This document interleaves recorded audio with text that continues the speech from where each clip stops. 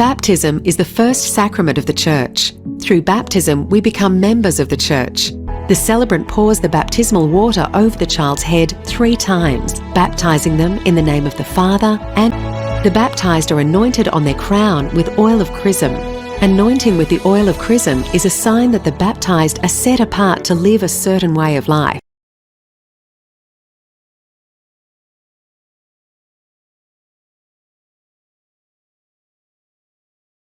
പിതൃപുത്ര പരിശുദ്ധാത്മാവ ത്രിയേക ദൈവത്തിന് സ്തുതി. സന്നിഹിതരായിട്ടുള്ള എല്ലാ വാത്സല്യ സഹോദരങ്ങൾക്കും എൻ്റെ ക്രിസ്തീയ വന്ദനം. നമ്മൾ തുടർമാനമായും ധ്യാനിച്ചു കൊണ്ടിരിക്കുന്ന വിഷയങ്ങളിലേക്ക് തന്നെയാണ് നമുക്ക് കടന്നു പോകേണ്ടത്. കഴിഞ്ഞ ആഴ്ചയിലുള്ള നമ്മുടെ മെസ്സേജ് അത് സോഷ്യൽ മീഡിയയിലൊക്കെ അപ്ലോഡ് ചെയ്തപ്പോൾ ധാരാളം പേര് ശ്രദ്ധിച്ചിട്ടുണ്ട്. അതൊക്കെ ശ്രദ്ധിച്ച പ്രിയപ്പെട്ടവരുടെ ജീവിതത്തിൽ അനുഗ്രഹമായി തീരട്ടെ, അവർക്കത് പ്രയോജനമായി തീരട്ടെ, ആത്മീയമായി ദിശാബോധമുള്ളവരായി മാറേണ്ടതിന് പരിശുദ്ധാത്മാവരെ സഹായിക്കട്ടെ. വലിയ പങ്ക് ജനം അത് കേൾക്കാനിടയിൽ ഏതാണ്ട് 65,000 പീപ്പിളാണ് കഴിഞ്ഞ ആഴ്ചത്തെ നമ്മുടെ ആ മെസ്സേജുകൾ കേൾക്കാനായിട്ട് ദൈവം അനുവദിച്ചത്. അവരുടെ ജീവിതത്തിൽ അത് പ്രയോജനമാകട്ടെ എന്ന് നമുക്ക് ഒരുമിച്ച് പ്രാർത്ഥിക്കാം. കഴിഞ്ഞ ആഴ്ചകളിൽ നമ്മൾ വിശ്വാസത്താലുള്ള നീതീകരണവും പിന്നീട് വിശ്വാസ സ്നാനവുമായി ബന്ധപ്പെട്ട കാര്യങ്ങളൊക്കെയാണ് പറഞ്ഞു വന്നത്. ഞാൻ സാധാരണ പറയുന്ന പോലെ പറയുകയാണ്, ഇവിടെ ഇരിക്കുന്നവർക്കെല്ലാം ഏറെക്കുറെയൊക്കെ അറിയാവുന്ന വിഷയങ്ങൾ തന്നെയാണിത്. സ്വന്തം ജീവിതത്തിൽ അനുഭവങ്ങളാണ് പറഞ്ഞുകൊണ്ടിരിക്കുന്നത്. ഇതെല്ലാം ഇങ്ങനെ പറഞ്ഞുകൊണ്ടിരിക്കുമ്പോൾ വളരെ വർഷങ്ങൾക്ക് പിന്നിലുള്ള ആ സംഭവങ്ങളിലേക്കൊക്കെ ഒന്ന് എത്തി നോക്കാനായിട്ട് പരിശുദ്ധാത്മാവ് നമുക്കൊരു അവസരവും കൂടെ നൽകുകയാണ്. ആ സന്തോഷത്തിൽ നിങ്ങളായിരിക്കുമെന്ന് ഞാൻ വിശ്വസിക്കുകയാണ്. കാരണം നമ്മൾ ഇടയ്ക്കിടയ്ക്ക് വെട്ടിയെടുത്ത പാറയിലേക്കും കുഴിച്ചെടുത്ത കനിഗർഭത്തിലേക്കും തിരിഞ്ഞു നോക്കണ്ടേ സഹോദരങ്ങളെ? എവിടെയായിരുന്നു, എന്തായിരുന്നു? അതേസമയം ഈ കാര്യങ്ങളൊക്കെ എത്ര സ്മൂത്തായിട്ടാണ് നമുക്ക് വെളിപ്പെട്ട് കിട്ടുന്നതും നമ്മളത് ഗ്രാസ്പ് ചെയ്യുന്നതും. എന്നാൽ അനേകർ ഇരുട്ടിൽ തപ്പുകയാണ്. അനേകർക്ക് മനസ്സിലാകുന്നില്ല, പല കാര്യങ്ങളും മനസ്സിലാകുന്നില്ല, പല വചനങ്ങളും ചേർത്ത് വെച്ച് പഠിക്കാൻ അവർക്ക് കഴിയുന്നില്ല. അതെങ്ങനെയാണ് പൊരുൾ തിരിക്കേണ്ടതെന്നും അതിൻ്റെ സന്ദർഭം എന്താണെന്നും അതൊന്നും മനസ്സിലാകാതെയാണ് ജ്ഞാനികളെന്ന് പറഞ്ഞുകൊണ്ട് പലരും മൂഢന്മാരായി പോകുന്നത്. പലരും ജ്ഞാനികൾ എന്ന നിലയിൽ മൂഢന്മാരായി പോവുകയാണ്. അതാണ് ചരിത്രത്തിൽ സംഭവിച്ചുകൊണ്ടിരിക്കുന്നത്. കഴിഞ്ഞ ദിവസം നമ്മളിങ്ങനെ സംസാരിച്ചു പോയതിനകത്ത് ഒരു ഓർത്തഡോക്സ് പുരോഹിതൻ മാമോദീസയെക്കുറിച്ചും അതുമായി ബന്ധപ്പെട്ട കാര്യങ്ങളും ശിശുക്കൾക്ക് എന്തുകൊണ്ട് മാമോദീസ കൊടുക്കണം അല്ലെങ്കിൽ കൊടുക്കാൻ പാടില്ലെന്ന് പറയുന്നവരുടെ വാദഗതികൾ ശരിയല്ല എന്നൊക്കെ അദ്ദേഹം അവരുടെ സമൂഹത്തിൽ സമർത്ഥിച്ചു. ഞാൻ അത് കഴിഞ്ഞിട്ടുള്ള അദ്ദേഹത്തിൻ്റെ മെസ്സേജുകൾ ശ്രദ്ധിച്ചപ്പോൾ ഒരു സന്തോഷകരമായ കാര്യം എന്തെന്ന് ചോദിച്ചാൽ, അദ്ദേഹം പറഞ്ഞ കാര്യങ്ങൾ സന്തോഷകരമല്ല, പക്ഷെ അദ്ദേഹത്തിൻ്റെ ഒരു ശാന്തമായി അത് അവതരിപ്പിക്കുന്ന രീതിയും അവരുടെ ആ സമൂഹത്തെ ആ വിഷയത്തിൽ ഉറപ്പിച്ചു നിർത്താൻ വേണ്ടി അദ്ദേഹം കാണിക്കുന്ന ആ ഉത്സാഹവും അതൊക്കെ പ്രശംസനീയമായ കാര്യങ്ങളാണ്. അദ്ദേഹം ബഹളം വയ്ക്കുന്നൊന്നുമില്ല, കസേരയെടുത്തൊന്നും എറിയുന്നൊന്നുമില്ല. കസേരയിൽ ശാന്തമായിരുന്നുകൊണ്ടാണ് തൻ്റെ കാര്യങ്ങളെ അവതരിപ്പിക്കുന്നത്. അപ്പോൾ അതുപോലെ തന്നെ നമ്മളും നമ്മുടെ കസേരയിൽ ഇരുന്നു കൊണ്ട് തന്നെയാണ് അതിന് ഒരു പ്രതിവാദം പറയുന്നത്. അപ്പോൾ ഞാൻ കഴിഞ്ഞ ദിവസം പറഞ്ഞതുപോലെ തന്നെ വീണ്ടും പറയുകയാണ്, ഞാൻ എന്നെ തന്നെ ഒന്ന് ഒബ്സർവ് ചെയ്തു, എൻ്റെ ഹൃദയ നിലവാരങ്ങളെ ഒബ്സർവ് ചെയ്തു. ബഹുമാന്യനായ പുരോഹിതനോടുള്ള ബന്ധത്തിൽ എനിക്ക് അദ്ദേഹത്തിൻ്റെ ആശയങ്ങളോടൊക്കെ വലിയ വിയോജിപ്പുള്ള ആളാണല്ലോ. കാരണം 2 സംഹിതകളിൽ നിൽക്കുകയാണ് ഞങ്ങൾ രണ്ടുപേരും. അദ്ദേഹം ഉയർത്തിപ്പിടിക്കുന്ന ആശയങ്ങളും ഞാൻ ഉയർത്തിപ്പിടിക്കുന്ന ആശയങ്ങളും തമ്മിൽ വ്യത്യാസമുണ്ട്. അദ്ദേഹം ഓർത്തഡോക്സിക്ക് വേണ്ടി നിലകൊള്ളുന്നു. പറഞ്ഞു വന്ന ഞാനും ഓർത്തഡോക്സിയുടെ ആളാണ്, അസൽ ഓർത്തഡോക്സിയുടെ ആളാണ്. അവർ പറയുന്ന ആ ഓർത്തഡോക്സ് എന്ന് പറയുമ്പോൾ ശരിക്കും ഓർത്തഡോക്സ് എന്ന് പറഞ്ഞാൽ എന്താ സഹോദരങ്ങളെ? ഓർത്തഡോക്സ് അതൊരു ഗ്രീക്ക് പദമാണ്. അതായത് 2 വാക്കുകളെ കൂട്ടിച്ചേർത്ത് ഒന്നാക്കിയെടുത്തിരിക്കുന്നതാണ്. ഓർത്തോ പിന്നെ ഡോക്സോ. ഓർത്തോ എന്ന് പറഞ്ഞാൽ അതിൻ്റെ മീനിങ് സ്ട്രെയിറ്റ് എന്നാണ്, അഥവാ നേരെ ചൊവ്വായുള്ളത്, അതായത് നേരെ നിൽക്കുന്നത്, വളവില്ലെന്ന്, നേരെ നിൽക്കുന്നത്, നേരെയുള്ളത്. ഡോക്സോ എന്ന് പറയുന്ന ഡോക്മയിൽ നിന്നാണ് ഡോക്സോ വന്നിരിക്കുന്നത്. ഡോക്മ എന്ന് പറഞ്ഞാൽ ഉപദേശമാണ്. ആ സമൂഹം സാധാരണഗതിയിൽ അവരെക്കുറിച്ച് തന്നെ പറയുന്നത് സ്തുതി ചൊവ്വാക്കപ്പെട്ട ആരാധനയുടെ ഒരു സമൂഹം എന്നാണ് അവരെ സംബന്ധിച്ച് പറയുന്നത്. അത് അവരുടെ ഒരു മലയാള പദമാണ്. നമ്മളതിനെക്കുറിച്ച് പറയുമ്പോൾ അതായത് സ്ട്രെയിറ്റ് ഡോക്ട്രിൻ എന്ന് പറഞ്ഞു കഴിഞ്ഞാൽ നേരെയുള്ള, സ്ട്രെയിറ്റ് ആയിട്ടുള്ള, വളവൊന്നുമില്ലാത്ത കൃത്യമായ ഉപദേശത്തെ മുറുകെ പിടിക്കുന്നവരാണ് നമുക്കങ്ങനെ പറയാം. നമുക്ക് ഉപദേശമുണ്ട്, നമ്മുടെ ആരാധനയെക്കുറിച്ച് നമുക്ക് അഭിമാനമുണ്ട്, പിന്നെ തികഞ്ഞ അഭിമാനമാണ്. വെളിപ്പാടുകളിൽ നിന്നുകൊണ്ടുള്ള ഒരു ആരാധനയിലേക്കാണ് നമ്മൾ കടന്നു പോകുന്നത്. തിരുവെഴുത്തുകളിൽ നിന്ന് നമുക്ക് വെളിപ്പെട്ട് കിട്ടിയ ആരാധനയിലേക്ക്. എത്ര വിശദമായിട്ടാണ് കഴിഞ്ഞ 2-3 വർഷമായിട്ട് ആരാധനയുമായി ബന്ധപ്പെട്ട കാര്യങ്ങളൊക്കെ നമ്മളിവിടെ സവിസ്തരം ധ്യാനിച്ചിട്ടുണ്ട്. സമാഗമന കൂടാരത്തിൻ്റെ വിശുദ്ധ സ്ഥലത്തിരിക്കുന്ന ധൂപപീഠം തിരശ്ശീലയോട് ചേർന്നിരിക്കുകയാണ്. യാഗമൃഗത്തെ അറുത്ത് യാഗരക്തവുമായി പുരോഹിതനകത്തേക്ക് വന്ന് തിരശ്ശീലയുടെ ചൂട്ടിൽ 7 പ്രാവശ്യം തളിച്ചതിന് ശേഷം ധൂപപീഠത്തിൽ സജ്ജമാക്കിയിരിക്കുന്ന തീക്കനൽ വിരിക്കുന്നു. അതിന് മുകളിലേക്ക് നേർമയായി പൊടിച്ചെടുത്ത 5 വിധ സുഗന്ധവർഗ്ഗങ്ങൾ അല്ലെങ്കിൽ 4 വിധ സുഗന്ധവർഗ്ഗങ്ങളും ഉപ്പും ചേർത്ത് അതിൻ്റെ മുകളിൽ നിരത്തുന്നു. അങ്ങനെ അവിടെ സുഗന്ധധൂപം കത്തിക്കുകയാണ്. ആ സുഗന്ധധൂപം കത്തിക്കുന്നതാണ് പഴയ നിയമത്തിലെ ഏറ്റവും ഗംഭീരമായ ശുശ്രൂഷ എന്ന് പറയുന്നത്. പലതരം ശുശ്രൂഷകളും കാര്യങ്ങളും നമുക്ക് യെരൂശലേം ദൈവാലയത്തെ മുൻനിർത്തിയും സമാഗമന കൂടാരത്തെ മുൻനിർത്തിയും കാണാൻ കഴിയും. എന്നാൽ അതിൽ ഏറ്റവും ഗൗരവമായ ഒരു ശുശ്രൂഷ എന്ന് പറയുന്നതാണ് പരിമള ധൂപാർപ്പണം. അത് പുതിയ നിയമത്തിലേക്ക് വരുമ്പോൾ ആത്മാവിലുള്ള ആരാധനയുടെ നിഴലായിട്ടാണ് നിൽക്കുന്നത്. മധ്യസ്ഥ പ്രാർത്ഥനയുടെ നിഴലെന്നും നമ്മൾ പറയും. അപ്പോൾ തന്നെ ഗൗരവമായൊരു കാര്യമാണ് ആത്മാവിലുള്ള ആരാധന. സത്യാരാധനയുമായി ബന്ധപ്പെട്ട് ആ വിഷയങ്ങളൊക്കെ നമ്മൾ പറയും. അതുകൊണ്ടാണ് പറയുന്നത്, നമ്മൾ പറയുന്നത് ഓർത്തഡോക്സിയാണ്. അതായത് അസൽ ഉപദേശമാണ് പറയുന്നത്. ഒരു വളവുമില്ല, തിരിവുമില്ല. കുഞ്ഞുങ്ങളെ എൻ്റെ അടുക്കൽ വിടുവാൻ കർത്താവ് കൽപ്പിക്കുമ്പോൾ നമ്മൾ അതിൻ്റെ സ്ട്രെയിറ്റ് ഡോക്ട്രിൻ പറഞ്ഞു. എന്താ നമ്മുടെ സ്ട്രെയിറ്റ് ഡോക്ട്രിൻ? കുഞ്ഞുങ്ങളെ ശിഷ്യന്മാർ ഒരിക്കലും തടഞ്ഞിട്ടില്ല. ഓർത്തഡോക്സി പറയുന്ന ബഹുമാനപ്പെട്ട പുരോഹിതനും ആ വലിയ സമൂഹവും പറയുന്നത് ശിഷ്യന്മാർ കുഞ്ഞുങ്ങളെ തടഞ്ഞെന്നുള്ളതാണ്. പക്ഷെ നമ്മൾ കറക്റ്റ് ടീച്ചിങ് കൊണ്ടുവന്നില്ലേ, സ്ട്രെയിറ്റ് ഡോക്ട്രിൻ കൊണ്ടുവന്നില്ലേ? ശിഷ്യന്മാർ ഒരിക്കലും കുഞ്ഞുങ്ങളെ തടഞ്ഞിട്ടില്ല. കുഞ്ഞുങ്ങളുടെ അമ്മയപ്പന്മാരെ തടഞ്ഞിട്ടുണ്ട്. അവരുടെ തോളത്തിരിക്കുന്ന കുഞ്ഞുങ്ങളും ആ കൂട്ടത്തിൽ തടയപ്പെട്ടെന്നുള്ളതൊരു വാസ്തവമാണ്.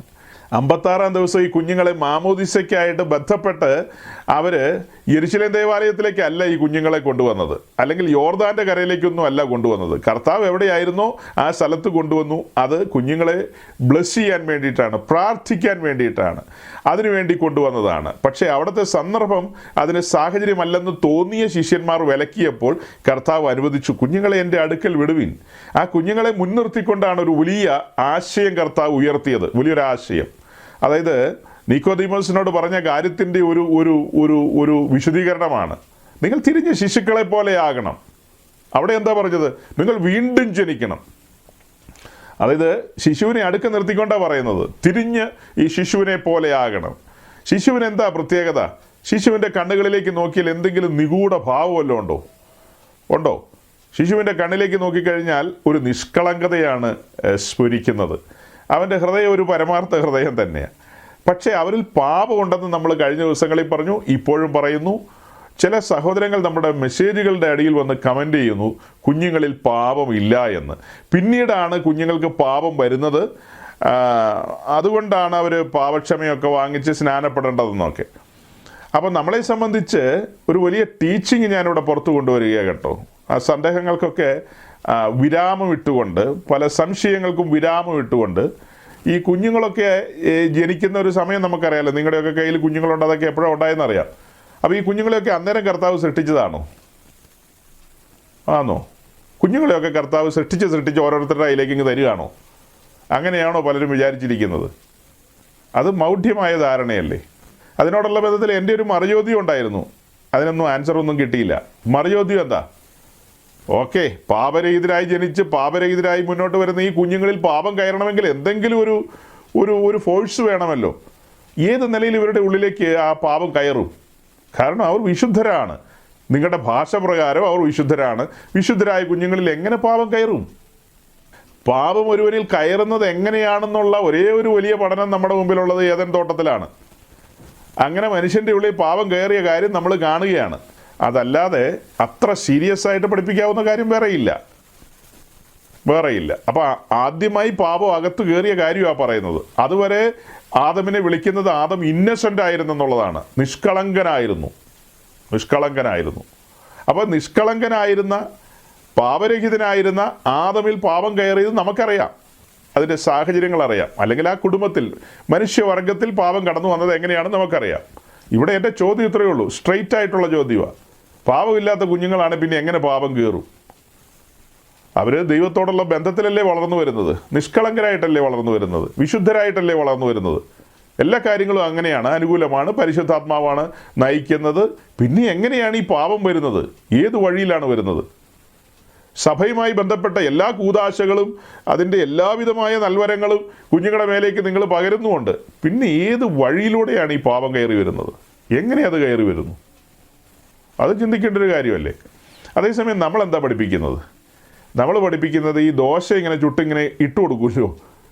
സാധാരണ ചുട്ട് അവിടെ അങ്ങ് വെക്കും, അത് തണുത്ത് പോകാതിരിക്കാൻ വേണ്ടിയിട്ട്. അങ്ങനെയല്ലല്ലോ, അതങ്ങനെ ചുട്ട് വെച്ചോണ്ടിരിക്കും, ദോശ ഇങ്ങനെ ചുട്ട് വെച്ചോണ്ടിരിക്കും. അപ്പോൾ പിള്ളേർ കഴിച്ചുകൊണ്ടിരിക്കുകയാണെങ്കിൽ ആ സമയത്ത് അവിടെ നിന്ന് ഇങ്ങനെ ഓരോന്നായിട്ട് വരും. മൊത്തത്തിൽ കൊണ്ടുവരുമ്പോൾ ഉള്ള ആ ഒരു ഇതല്ലല്ലോ, അങ്ങനെ തന്നെ വരുമ്പോൾ അതിനൊരു ചൂടുണ്ട്. അപ്പോൾ അങ്ങനെ ഓരോന്ന് ചുട്ടെടുക്കുകയാണോ? അതുപോലെയാണോ ഈ ഭൂമിയിൽ ഓരോരുത്തർ ജനിക്കുന്നത്? ഇങ്ങനെ ചുട്ടിട്ടോണ്ടിരിക്കുകയാണോ? ദൈവം മനുഷ്യനെ സൃഷ്ടിച്ചത് 6-ാം ദിവസമെന്ന് നമ്മൾ കാണുന്നു. 6-ാം ദിവസം മനുഷ്യനെ സൃഷ്ടിച്ചു. മനുഷ്യനെ സൃഷ്ടിച്ചെന്ന് പറഞ്ഞാൽ നമ്മെ സൃഷ്ടിച്ചെന്നാണ് അർത്ഥം. ആദമിനെ സൃഷ്ടിച്ചപ്പോൾ ആദമിൽ മറഞ്ഞിരിക്കുകയാണ് ഹൗവ. അങ്ങനെയല്ലേ കാണുന്നത്? ആദമിനെ സൃഷ്ടിച്ചപ്പോൾ ഹൗവയെ പിന്നെ എക്സ്ട്രാ സൃഷ്ടിക്കുകയല്ല ചെയ്തത്, ആദമിൽ മറഞ്ഞിരിക്കുകയാണ്. ആ ഹൗവയെ പുറത്തേക്ക് കൊണ്ടുവരികയാണ്. അത്രയാണ് സംഭവിക്കുന്നത്. അതുപോലെ ആദമെ സൃഷ്ടിച്ചപ്പോൾ നമ്മളെല്ലാം ആദമിലുണ്ടായിരുന്നു. അബ്രഹാം ദശാംശം കൊടുത്ത സമയത്ത് അബ്രഹാമിൽ ലേവി ഉണ്ടായിരുന്നു നമ്മൾ വായിക്കുന്നത് പോലെ, ആദമിനെ സൃഷ്ടിച്ചപ്പോൾ നമ്മളെല്ലാം ആദമിലുണ്ടായിരുന്നു. മനുഷ്യവർഗത്തെ ഒന്നടങ്കം ദൈവം സൃഷ്ടിച്ചു കഴിഞ്ഞു. പിന്നെ അവർ ഈ ഭൂമിയിലേക്ക് വരാൻ നിയമിക്കപ്പെട്ടൊരു സമയമുണ്ട്. ആ സമയത്തെല്ലാം പുറത്തേക്ക് വന്നേ ഉള്ളൂ. അങ്ങനെ ചിന്തിച്ചാൽ മതി. ഓരോരുത്തർക്ക് നിയമിക്കപ്പെട്ട കാലത്ത് അവർ പുറത്തേക്ക് വന്നു. അതായത് ചിലർ പഴയ നിയമ കാലഘട്ടത്തിലാണ്, അവിടെ തന്നെ ചിലർ മനസാക്ഷി യുഗത്തിൽ വന്നവരുണ്ട്, അവിടെ തന്നെ ചിലർ ന്യായപ്രമാണ യുഗത്തിൽ വന്നവരുണ്ട്. അത് കഴിഞ്ഞ് പിന്നീട് ഈ പുതുനിയമ കാലഘട്ടത്തിൽ ജനിക്കാനാണ് നമുക്ക് ഭാഗ്യം ലഭിച്ചതും അല്ലെങ്കിൽ അവസരം ലഭിച്ചതും. അങ്ങനെ നമ്മൾ ഈ ഭൂമിയിലേക്ക് വന്നു.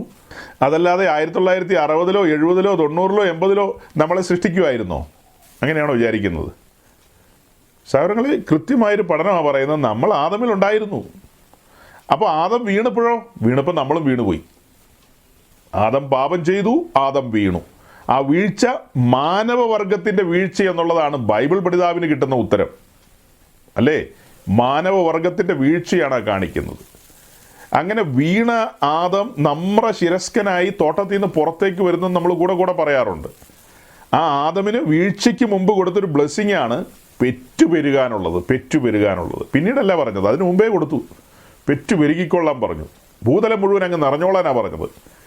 അങ്ങനെ പുറത്തേക്ക് വന്ന ആദമിൽ നിന്ന് അനവധിയായ വംശങ്ങൾ പെറ്റുപെരുകി ഭൂതലം മുഴുവൻ നിറഞ്ഞു. അതല്ലേ സത്യം? അതിനല്ലേ സങ്കീർത്തനക്കാരൻ പറയുന്നത്, പാപത്തിൽ എൻ്റെ അമ്മ എന്നെ ഗർഭം ധരിച്ചെന്ന്. അതായത് ഞാൻ പിണ്ടാകാരമായിരുന്നപ്പോൾ തന്നെ, ഗർഭസ്ഥ അവസ്ഥയിൽ തന്നെ എന്നിൽ പാപം ഉണ്ടായിരുന്നു. വീഴ്ചയ്ക്ക് ശേഷമല്ലേ എൻ്റെ ഈ ഭൂമിയിലേക്കുള്ള കടന്നുവരവ്? വീഴ്ചയ്ക്ക് ശേഷമാണ് എൻ്റെ ഈ ഭൂമിയിലേക്കുള്ള കടന്നുവരവ്. അതിൻ്റെ ലക്ഷണങ്ങൾ എൻ്റെ ശരീരത്തിലുണ്ട്. എനിക്ക് കണ്ണുനീരുണ്ട്, എൻ്റെ നെറ്റിയിൽ വിയർപ്പുണ്ട്. പിന്നെ ഞങ്ങളുടെ സഹോദരിമാർ വേദനയോടെ പ്രസവിക്കുന്നു. പിന്നെയോ അങ്ങനെ അനവധി കാര്യങ്ങൾ. അതുമാത്രമല്ല, എനിക്ക് മരണമുണ്ട്. ഞാൻ മരണത്തെ കാണുന്നുണ്ട്. എൻ്റെ പ്രിയരായവർ, എൻ്റെ പൂർവന്മാർ മരിച്ചു മൺമറഞ്ഞു പോകുന്നത് ഞാൻ കാണുന്നുണ്ട്. അതിൻ്റെ അർത്ഥം എന്താ? ഞാൻ എൻ്റെ പൂർവന്മാരിലൂടെയാണ് ഈ ഭൂമിയിലേക്ക് വന്നത്. അവർ ഭിന്നതയിൽ മരിക്കുന്നത് കാണുന്നു. അതിൻ്റെ കാരണം എന്താ? തോട്ടത്തിൽ നിന്ന് പുറത്താക്കിയവൻ്റെ മക്കളാണ് അവർ. ആ കാരണത്താലാണ് ഈ മനുഷ്യരെല്ലാം മരിക്കുന്നത്. ഭൂതലത്തിലുള്ള എല്ലാവരും ദൈവം ഉണ്ടെന്നും ഇല്ലെന്നും ഒക്കെ വിശ്വസിക്കുന്നവരുണ്ട്. അവരെല്ലാം മരിക്കുന്നുണ്ട്. പാപത്തിൻ്റെ ശമ്പളമാണ് മരണം. കുഞ്ഞു കുട്ടികൾ മരിക്കുന്നില്ലേ? നമ്മൾ പറഞ്ഞ മാലാഖിയെ പോലെ ഇരിക്കുന്ന കുഞ്ഞുങ്ങൾ, എല്ലാ കുഞ്ഞുങ്ങളും അങ്ങനെയാ കേട്ടോ. എല്ലാ കുഞ്ഞുങ്ങളും ആഫ്രിക്കക്കാരൻ്റെ, ഇന്ത്യക്കാരൻ്റെയും തായ്പിൻ്റെ ഒക്കെ മാലാഖന്മാരെ പോലെയാണ്. കൊച്ചു കുഞ്ഞുങ്ങളല്ലേ, 1 മാസം അല്ലെങ്കിൽ 10 ദിവസം ഒക്കെ പ്രായമായ കുഞ്ഞുങ്ങൾ മരിക്കുന്നുണ്ട്. അതിൻ്റെ അർത്ഥം എന്താ? മരണത്തിൻ്റെ കാരണം എന്താ? ബൈബിൾ പഠിപ്പിക്കുന്നു പാപത്തിൻ്റെ ശമ്പളം മരണമെന്ന. പാപം ഭൂമിയിലേക്ക് പ്രവേശിച്ചു, അല്ലേ? പാപം ഭൂമിയിലേക്ക് പ്രവേശിച്ചു കഴിഞ്ഞു. അത് മനുഷ്യരെ വരിഞ്ഞു മുറുക്കി നിർത്തിയിരിക്കുകയാണ്. ആ മരണത്തിൽ നിന്ന് വിടുതൽ ലഭിക്കുന്നത് കർത്താവിൻ്റെ ക്രൂശുമരണത്തിന് ശേഷം വിശ്വസിക്കുന്നവർക്ക് അങ്ങനെ അതിൽ നിന്ന് മോചനം ലഭിക്കുന്നു. എന്നാൽ പഴയ നിയമ കാലഘട്ടത്തിൽ ദൈവം വെച്ച വ്യവസ്ഥയിലൂടെ നടന്നു കഴിഞ്ഞാൽ പാപമോചനവും നിത്യജീവനും ഒക്കെ ലഭിക്കുന്നുണ്ട്. അത് നമ്മൾ പറയുന്ന പുതിയ നിയമത്തിൽ ലഭിക്കുന്നത് പോലെ അല്ലെന്ന് മാത്രമേ ഉള്ളൂ. വ്യത്യസ്തതകളുണ്ട്. അതായത് ദൈവികമായൊരു നീതീകരണം അവർക്ക് ലഭിക്കുന്നുണ്ട്. യാഗം കഴിച്ച് എന്നോട് ഉടമ്പടി ചെയ്ത എൻ്റെ ഭക്തന്മാരെ എൻ്റെ അടുക്കൽ കൂട്ടുവാൻ പറയുന്നില്ലേ? ദൈവം വെച്ച വ്യവസ്ഥകൾ പാലിച്ചു പോകുന്നവരെ ദൈവം തൻ്റെ രക്ഷേണ്യ പ്രവൃത്തിയിലേക്ക് കൊണ്ടുവരുന്നു. അത്രയും മാത്രം മനസ്സിലാക്കുക. തൻ്റെ രക്ഷേണ്യ പ്രവൃത്തിയിലേക്ക് ബഡ് ചെയ്ത് ചേർക്കുന്നൊരു കാര്യം നമ്മൾ കാണുന്നില്ലേ? നല്ല ഒലിവിലേക്ക്. അതായത് തൻ്റെ രക്ഷേണ്യ പ്രവൃത്തിയിലേക്ക് നമ്മെ എല്ലാം കൊണ്ടുവരികയാണ്. തൻ്റെ രക്ഷേണ്യ പ്രവൃത്തിയിലേക്ക് നമ്മയൊക്കെ കൊണ്ടുവരികയാണ്. പഴയ നിയമഭക്തന്മാരെയും അവരുടെ നിലയിൽ തന്നെ ദൈവം കൊണ്ടുവന്നിട്ടുണ്ട്. അതാത് കാലത്ത് വെച്ച വ്യവസ്ഥയ്ക്കനുസരിച്ച് ദൈവം അവരെ നീതീകരിച്ചിട്ടുണ്ട്, ദൈവസന്നിധി കൊണ്ടുവന്നിട്ടുണ്ട്. എല്ലാവരുടെ കാര്യമല്ല കേട്ടോ, ദൈവത്തോട് ബന്ധം പുലർത്തിയ, ദൈവസന്നിധിയിൽ ഏൽപ്പിച്ചു കൊടുത്ത മനുഷ്യരുടെ കാര്യമാണ്. ഈ കാലഘട്ടത്തിലേക്ക് വരുമ്പോൾ നമ്മുടെ കാലഘട്ടത്തിലെ കാര്യമാണ് പറഞ്ഞത്. ഇന്ന് ജനിക്കുന്ന കുഞ്ഞുങ്ങളെല്ലാം ആദമിലാണ് ജനിക്കുന്നത്.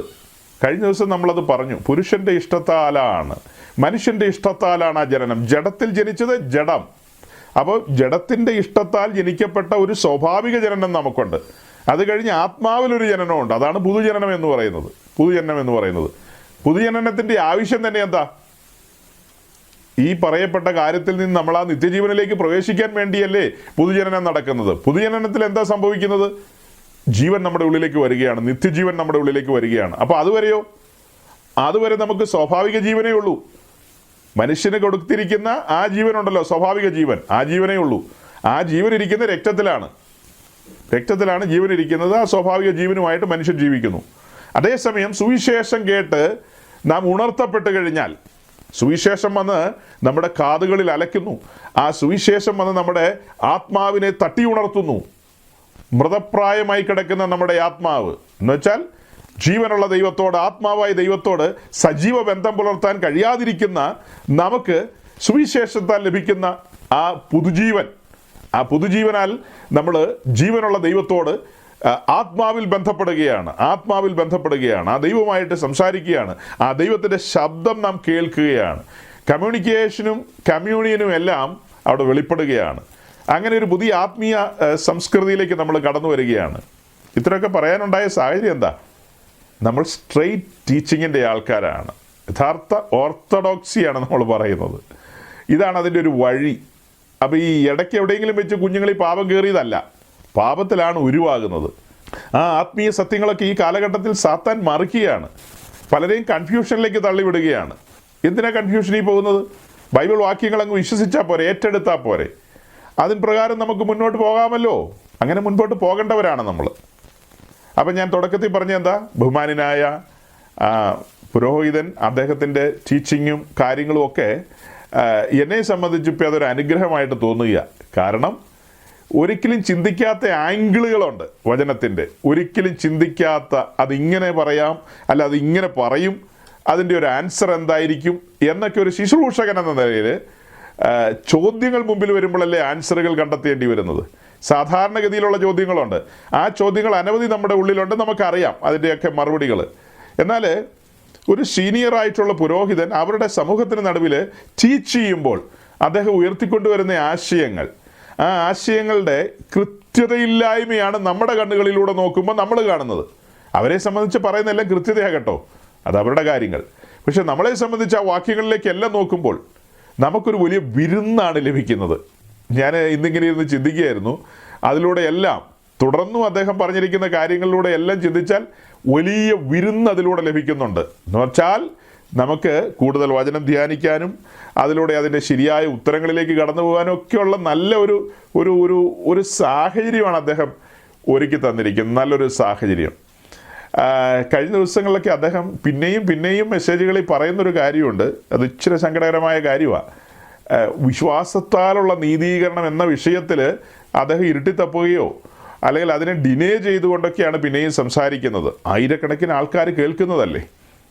അല്ലെങ്കിൽ ഒരു വലിയ സമൂഹത്തിൻ്റെ വിശ്വാസവും ചിന്തകളുമാണല്ലോ അതെല്ലാം. അങ്ങനെ വരുമ്പോൾ നമുക്ക് അതിൻ്റെ ഒരു ശരിയായ പിക്ചറിലേക്ക് പോകാൻ കഴിഞ്ഞാൽ അനേകായിരം പേരെ നമുക്ക് അതിലൂടെ സന്ധിക്കാൻ കഴിയും. ഇതാണ് സ്ട്രെയിറ്റ് ടീച്ചിങ്, ഇതാണ് യഥാർത്ഥ ഉപദേശമെന്ന് പറയാനായിട്ട് കഴിയും. അപ്പോൾ വിശ്വാസ സംബന്ധിയായ കാര്യങ്ങളെക്കുറിച്ച് ഞാൻ ഇന്ന് അങ്ങനെ അധികം പറയുന്നില്ല. അടുത്ത ആഴ്ച കർത്താവ് അനുവദിച്ചാൽ അടുത്ത ആഴ്ച ആ വിഷയങ്ങളെക്കുറിച്ച് പറയാമെന്ന് ചിന്തിക്കുന്നു. അതായത് അതിനോട് ചേർന്ന് അദ്ദേഹം പറയുന്ന ചില കാര്യങ്ങളുണ്ട്. ചില കാര്യങ്ങൾ അപ്പോസ്തല പ്രവൃത്തിയിൽ നിന്നാണ്. അതായത് ചില കുടുംബങ്ങൾ സ്നാനപ്പെട്ട കാര്യമുണ്ട് പുസ്തകത്തിൽ. ലുദിയായുടെ കുടുംബം സ്നാനപ്പെട്ടു, പിന്നെ കാരാഗ്രഹ പ്രമാണിയുടെ കുടുംബം സ്നാനപ്പെട്ടു, കൊർന്നലിയോസിൻ്റെ വീട്ടിൽ അതുപോലെയൊക്കെ സംഭവിച്ചു. ഇങ്ങനെയൊക്കെയുള്ള കാര്യങ്ങളെ മുൻനിർത്തിക്കൊണ്ട് ഒരു കുടുംബത്തിലെ ഒരാളുടെ വിശ്വാസ നിമിത്തം ബാക്കിയുള്ളവരെല്ലാം വിശുദ്ധീകരിക്കപ്പെടുന്നു എന്ന് സ്ഥാപിക്കാനായിട്ടൊക്കെയുള്ള ശ്രമങ്ങളൊക്കെ നടക്കുന്നുണ്ട്. എന്നാൽ രക്ഷയുമായി ബന്ധപ്പെട്ട് വരുമ്പോൾ ആ രക്ഷയുടെ പ്രത്യേകത തിരിച്ചറിയുന്നില്ല. നമ്മൾ അതിൻ്റെ ആഴത്തിലേക്ക് കടന്നു പോകുമ്പോഴല്ലേ വ്യക്തിപരമായ രക്ഷ എന്ന വിഷയം നമുക്ക് ശരിക്കും തുറന്ന് കിട്ടുന്നത്. അതിനു പകരം ഒരു കുടുംബത്തിലെ ആരെങ്കിലും ഒരാൾ വിശ്വസിച്ചാൽ മതി എന്ന് പറഞ്ഞു കഴിഞ്ഞാൽ അതിനകത്ത് വലിയ അബദ്ധമുണ്ട്. ഒരു കുടുംബത്തിലെ അമ്മയപ്പന്മാർക്ക് 5 മക്കളുണ്ട്. മക്കളെല്ലാം വളർന്നു വലിയ മുട്ടാളന്മാരായി. അതിൽ 4 പേര് ദൈവം ഉണ്ടെന്ന് വിശ്വസിക്കുന്നു, 5-ാമൻ ദൈവം ഉണ്ടെന്ന് വിശ്വസിക്കുന്നില്ല. ഈ അമ്മയപ്പന്മാർക്ക് നല്ല വിശ്വാസമാണ് ദൈവം ഉണ്ടെന്ന്. അമ്മയപ്പന്മാർക്ക് നല്ല വിശ്വാസമാണ്. മകൻ അറിയപ്പെടുന്ന നിരീശ്വരവാദിയും ദൈവം ഇല്ലെന്ന് സ്ഥാപിക്കാൻ ക്ലാസ്സുകളൊക്കെ എടുത്ത് നടക്കുന്ന ഒരാളാണെന്ന് വിചാരിച്ചോ. ദൈവം ഇല്ലെന്നൊക്കെ സമർത്ഥിക്കാൻ ക്ലാസ്സുകൾ എടുത്ത് നടക്കുന്നു, അല്ലെങ്കിൽ അതിൻ്റെ ഒരു വക്താവായിട്ട് തന്നെ നിലകൊള്ളുന്നു. ഒരു വക്താവായിട്ട്. 4 മക്കളും അങ്ങനെയല്ല പറയുന്നത്, ദൈവം ഉണ്ടെന്നാണ് പറയുന്നത്. അതേത് വിധത്തിലായിക്കോട്ടെ. അമ്മയപ്പന്മാരും പറയുന്നു ദൈവം ഉണ്ടെന്ന് അവർ വിശ്വസിക്കുകയും ചെയ്യുന്നു. അപ്പോൾ അങ്ങനെ ഈ അമ്മയപ്പന്മാരുടെ വിശ്വാസ നിമിത്തം ആ കുടുംബത്തിലെ 5 പേരും നിത്യതയിലെത്തുന്നു. എങ്ങനെയുണ്ട്? തിരക്കേടില്ല അല്ലേ? ഏത് ദൈവം ഇല്ലെന്ന് പറയുന്നവൻ മൂഢനാന്നാണ് ബൈബിൾ പറയുന്നത്. 5-ാമൻ മൂഢനാ. ഇവർക്കുണ്ടായത് 5-ാമൻ മൂഢനാണ്. ദൈവം ഇല്ലെന്ന് അവൻ പറഞ്ഞു നടക്കുന്നത്. അവനെയും കയറിട്ട് കെട്ടി വല്ല പ്രകാരത്തിലും വലിച്ച് ഗബ്രിയേലും മീകായേലും കൂടി സ്വർഗത്തിലേക്ക് കയറ്റുകയാണ്.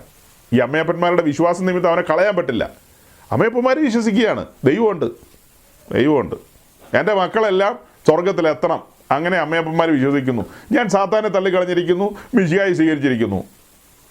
പക്ഷേ അവൻ സാത്താൻ്റെ കൂടെ ഇരുന്ന രാവിലെ ബ്രേക്ക്ഫാസ്റ്റ് കഴിക്കുന്നത്, ഉച്ചയ്ക്ക് കഞ്ഞി കുടിക്കുന്നതും സാത്താൻ്റെ കൂടെ ഇരുന്ന. ഏത് ഈ 5-ാമൻ്റെ കാര്യം പറഞ്ഞത്? അവനെ എങ്ങനെ സ്വർഗത്തിൽ കൊണ്ടുപോകുന്ന നിങ്ങൾ പറയുന്നത്? എളുപ്പമുള്ള കാര്യമാണോ അതൊക്കെ? അപ്പോൾ ഇതെല്ലാം മണ്ടത്തരങ്ങളാണ്. പിന്നത്തേതിലൊരു ആശയം അദ്ദേഹത്തിൻ്റെ മാത്രമല്ല കേട്ടോ, ഞാൻ പലരിൽ നിന്നും കേട്ടിരിക്കുന്നൊരു കാര്യമാണ്. അതായത് ദൈവസഭ എന്ന് പറയുന്നത് ഇവർ ഈ പറയുന്ന പോലെ ഒരു കൂട്ടം വിശ്വസിച്ച കുറേ മുതിർന്ന ആളുകളുടെ മാത്രമാണോ? അതാണോ ദൈവരാജ്യത്തിൻ്റെ തത്വം? അതാണോ ദൈവത്തിൻ്റെ പ്ലാനും പദ്ധതിയും? അവിടെ കുഞ്ഞുങ്ങൾ വേണ്ടേ? പിന്നെ തന്നെ അവിടെ വേറെ പലരും ഒക്കെ വേണ്ടേന്നാണ് ചോദിക്കുന്നത്. കുഞ്ഞുങ്ങളില്ലാത്ത ഒരു ദൈവരാജ്യം സങ്കല്പിക്കാൻ പറ്റില്ലെന്ന്. ഒരു ക്ഷേമരാഷ്ട്രം എന്നൊക്കെ കേട്ടിട്ടില്ലേ? അതുപോലെ സുപ്രസിദ്ധ കൺവെൻഷൻ പ്രീച്ചറായ ഈ സ്റ്റാൻലി ജോൺസ് മാരാമൺ കൺവെൻഷനിൽ നിന്ന് പ്രസംഗിച്ചപ്പോൾ പറഞ്ഞതാ, മഹാത്മാഗാന്ധി ഇല്ലാത്ത സ്വർഗം, ആ സ്വർഗം എനിക്ക് വേണ്ടെന്ന്. അതായത് മഹാത്മാഗാന്ധി അഹിംസാവാദത്തിൻ്റെ ആളായിരുന്നെന്നും പുള്ളി അങ്ങനെ ഉറുമ്പിനെയൊന്നും ചവിട്ടി അരയ്ക്കാറില്ലെന്നും ഉടുപ്പിടാറില്ല, ഉടുപ്പിട്ട് കഴിഞ്ഞാൽ മേത്ത് ശരീരത്തുള്ള ഈ ബാക്ടീരിയ ഒക്കെ ചത്തുപോകുന്നു പേടിച്ചിട്ട് ഉടുപ്പ് പോലും ഇടുന്നില്ല, അതുപോലൊരു പച്ച പരമാർത്ഥിയെ സ്വർഗത്തിലില്ലാതെ കാണാതെ ഞാൻ എങ്ങനെയാ സ്വർഗത്തിലിരിക്കും? സാധാരണ ഭക്തന്മാരെ സംബന്ധിച്ച് മഹാത്മാഗാന്ധി ഉണ്ടോന്നല്ല അവർ നോക്കുന്നത്, തങ്ങളുടെ ആത്മമണവാളനെ കാണാനാണ് അവർ ആവലോടെ കാത്തിരിക്കുന്നത്. സ്വർഗത്തിൽ.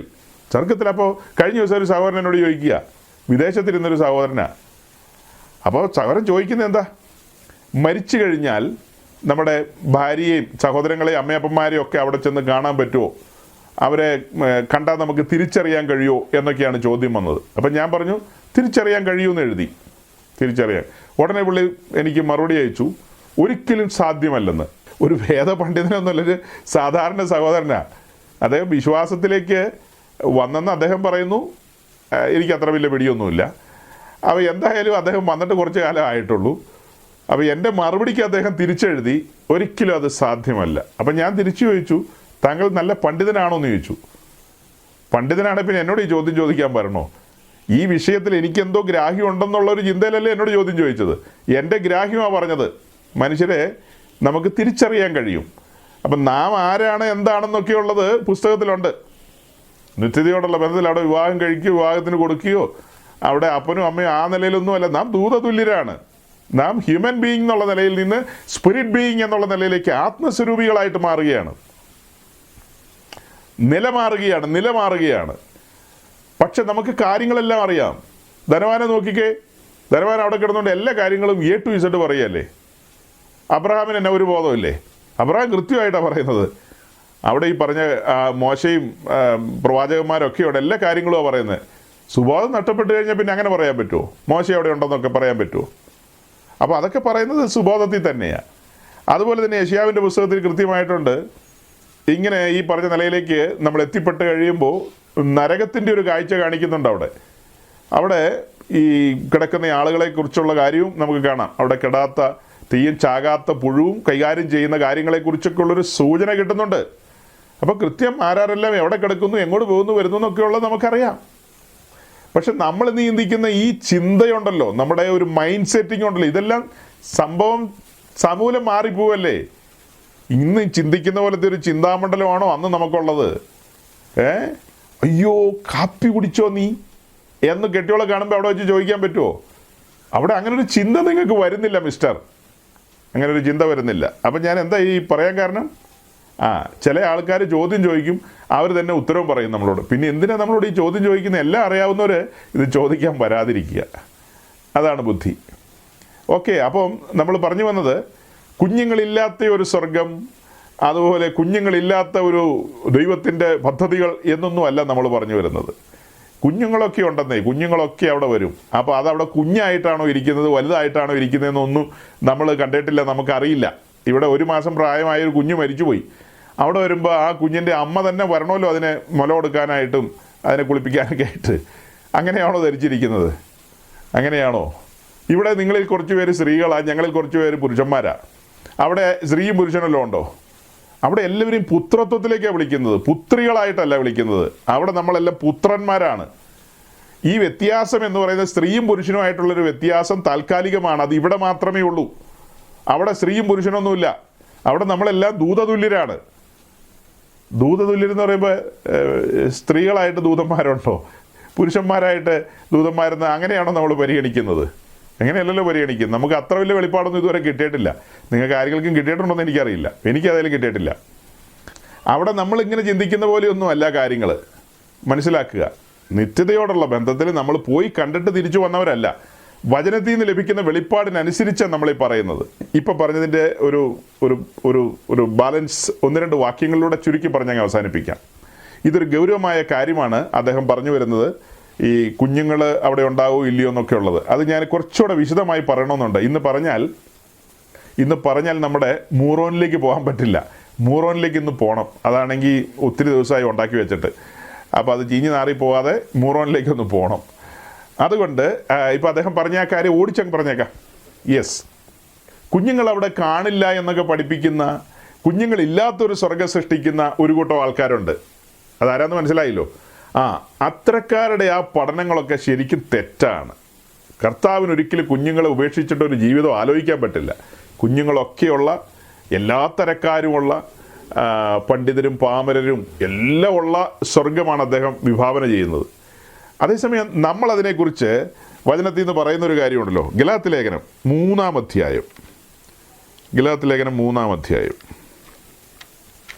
Galatians chapter 3. ബുദ്ധിയില്ലാത്ത ഗലാത്യരെന്ന് പറഞ്ഞാൽ തുടങ്ങുന്നത്. സാരമില്ല, മുന്നോട്ട് പറഞ്ഞു വരുമ്പോൾ കാര്യങ്ങൾ വിശദമായി ഇങ്ങനെ പറഞ്ഞു വരികയാണ്. ന്യായപ്രമാണ സംബന്ധിയായ കാര്യങ്ങൾ അതിനെക്കുറിച്ചൊക്കെയാണ് പറയുന്നത്. ന്യായപ്രമാണം ശിശുപാലകനായിരുന്നു, അങ്ങനെയൊക്കെ പറഞ്ഞു വന്നിട്ട് അവസാനത്തെ പാരഗ്രാഫിലേക്ക് വരികയാണ്. അവസാനത്തെ പാരഗ്രാഫിലേക്ക് വരുമ്പോൾ 23-ാം വാക്യത്തിൽ തുടങ്ങുന്നത്, ഞാൻ ആ ഒരു പാരഗ്രാഫ് നിങ്ങളുടെ മുമ്പാകെ അങ്ങ് വെക്കുകയാണ്, പിന്നീട് സമയം പോലെ നോക്കുക. 23-ാം വാക്യത്തിലേക്ക് വരുമ്പോൾ, വിശ്വാസം വരും മുമ്പേ നമ്മിൽ വെളിപ്പെടുവാനിരുന്ന വിശ്വാസത്തിനായിക്കൊണ്ട് ന്യായപ്രമാണത്തിന് കീഴിൽ അടച്ചു സൂക്ഷിച്ചിരുന്നു. അതായത് ഈ ഗലാത്യ ലേഖനം ഡയറക്റ്റായിട്ട് പോകുന്നത് യഹൂദ പശ്ചാത്തലത്തിൽ നിന്ന് വിശ്വാസത്തിൽ വന്നവർക്കാണ്. കാരണം വലിയൊരു ഡിസ്പ്യൂട്ട് ഉണ്ടായി, അതിൻ്റെ പിന്നാലെയാണ് ഈ ലേഖനം എഴുതുന്നത്. 1-ാം മിഷൻ യാത്ര കഴിഞ്ഞ് പൗലോസ് മടങ്ങി അന്ത്യോക്യയിൽ എത്തുന്നു. ആ സമയം നുഴഞ്ഞുകയറ്റക്കാർ യെരുശലേമിൽ നിന്നും മറ്റുമൊക്കെ വന്ന് ഗലാത്യ പ്രൊവിൻസിലുള്ള സഭകളെ മറിച്ചിടാൻ ശ്രമിക്കുമ്പോൾ താന് ഇവിടെ നിന്നൊരു കത്തെഴുതി അയക്കുകയാണ്. അതാണ് ഗലാത്യ ലേഖനം. അപ്പോൾ അവിടുത്തെ വിഷയം എന്താ? ന്യായപ്രമാണം അനുസരിച്ച് വിശ്വാസ വഴിയിലേക്ക് വന്ന് പിന്നത്തേതിൽ ക്രിസ്തുവിനെ സ്വീകരിക്കുക, പരിച്ഛേദനവാദം ചേർത്ത് വെച്ച് പഠിക്കുക. ഇതിൻ്റെ മറുപടി എന്നോണം പറഞ്ഞു വരികയാണ്. ന്യായപ്രമാണം എന്തിനു തന്നു, ന്യായപ്രമാണത്തിന് ശേഷമുള്ള ഈ കാലം, അതിൻ്റെ പ്രത്യേകത. അപ്പോൾ അതെല്ലാം പറഞ്ഞു വരികയാണ്. പറഞ്ഞു വന്നിട്ട് താഴേക്ക് പറഞ്ഞു വരുമ്പോൾ എങ്ങനെയാണ് കാണുന്നത്? ന്യായപ്രമാണം ശിശുപാലകനായി ഭവിച്ചു എന്നൊക്കെ പറഞ്ഞിട്ട് 26, 27, 28 വാക്യങ്ങൾ വായിച്ചേ. ക്രിസ്തുയേശുവിലെ വിശ്വാസത്താൽ നിങ്ങൾ എല്ലാവരും ദൈവത്തിന്റെ മക്കളാകുന്നു. ക്രിസ്തുവിനോട് ചേരുവാൻ സ്നാനമേറ്റിരിക്കുന്ന നിങ്ങൾ എല്ലാവരും ക്രിസ്തുവിനെ ധരിച്ചിരിക്കുന്നു. അതിൽ യഹൂദനും യവനനുമെന്നില്ല, ദാസനും സ്വതന്ത്രനുമെന്നില്ല, ആണും പെണ്ണുമെന്നില്ല, നിങ്ങൾ എല്ലാവരും ക്രിസ്തുയേശുവിൽ ഒന്നത്രേ. വീണ്ടെടുപ്പിനോടുള്ള ബന്ധത്തിൽ തൻ്റെ രാജ്യത്തിൽ ആരാരെല്ലാം എങ്ങനെയെല്ലാം എന്നുള്ളതാണ് നമ്മളിവിടെ കാണുന്നത്. നമ്മൾ കാണുന്നത് 26-ാം വാക്യത്തിൽ ക്രിസ്തുയേശുവിലെ വിശ്വാസത്താൽ നിങ്ങളെല്ലാവരും ദൈവത്തിൻ്റെ മക്കളാകുന്നു എന്ന് പറഞ്ഞു കഴിഞ്ഞിട്ട് അടുത്ത വാക്യത്തിൽ ക്രിസ്തുവിനോട് ചേരുവാൻ സ്നാനമേറ്റിരിക്കുന്ന നിങ്ങളെല്ലാവരും ക്രിസ്തുവിനെ ധരിച്ചിരിക്കുന്നു. ഇപ്പം രണ്ട് കാര്യമാണ് വന്നത്. 26-ാം വാക്യത്തിൽ എന്താ കണ്ടത്? വിശ്വാസത്താലുള്ള നീതീകരണം. 27-ാം വാക്യത്തിൽ എന്താ കണ്ടത്? ക്രിസ്തുവിനോട് ചേരുവാൻ സ്നാനമേൽക്കുന്ന കാര്യം. 27-ാം വാക്യം ഒന്ന് ഉൾട്ടയായിട്ട് തിരിച്ചിട്ട് കഴിഞ്ഞാൽ എങ്ങനെ ഇരിക്കും? അത് ഇന്നത്തെ എപ്പിസ്കോപ്പൽ സഭകൾ ചെയ്യുന്ന കാര്യമാണ്. അതായത് ആദ്യം മാമോദീസ, പിന്നെ പിള്ളേർക്ക് പ്രായമായി വരുമ്പോൾ വിശ്വാസം വരുന്നു. അതാണല്ലോ അവിടുത്തെ രീതി. ഇന്നത്തെ ആധുനിക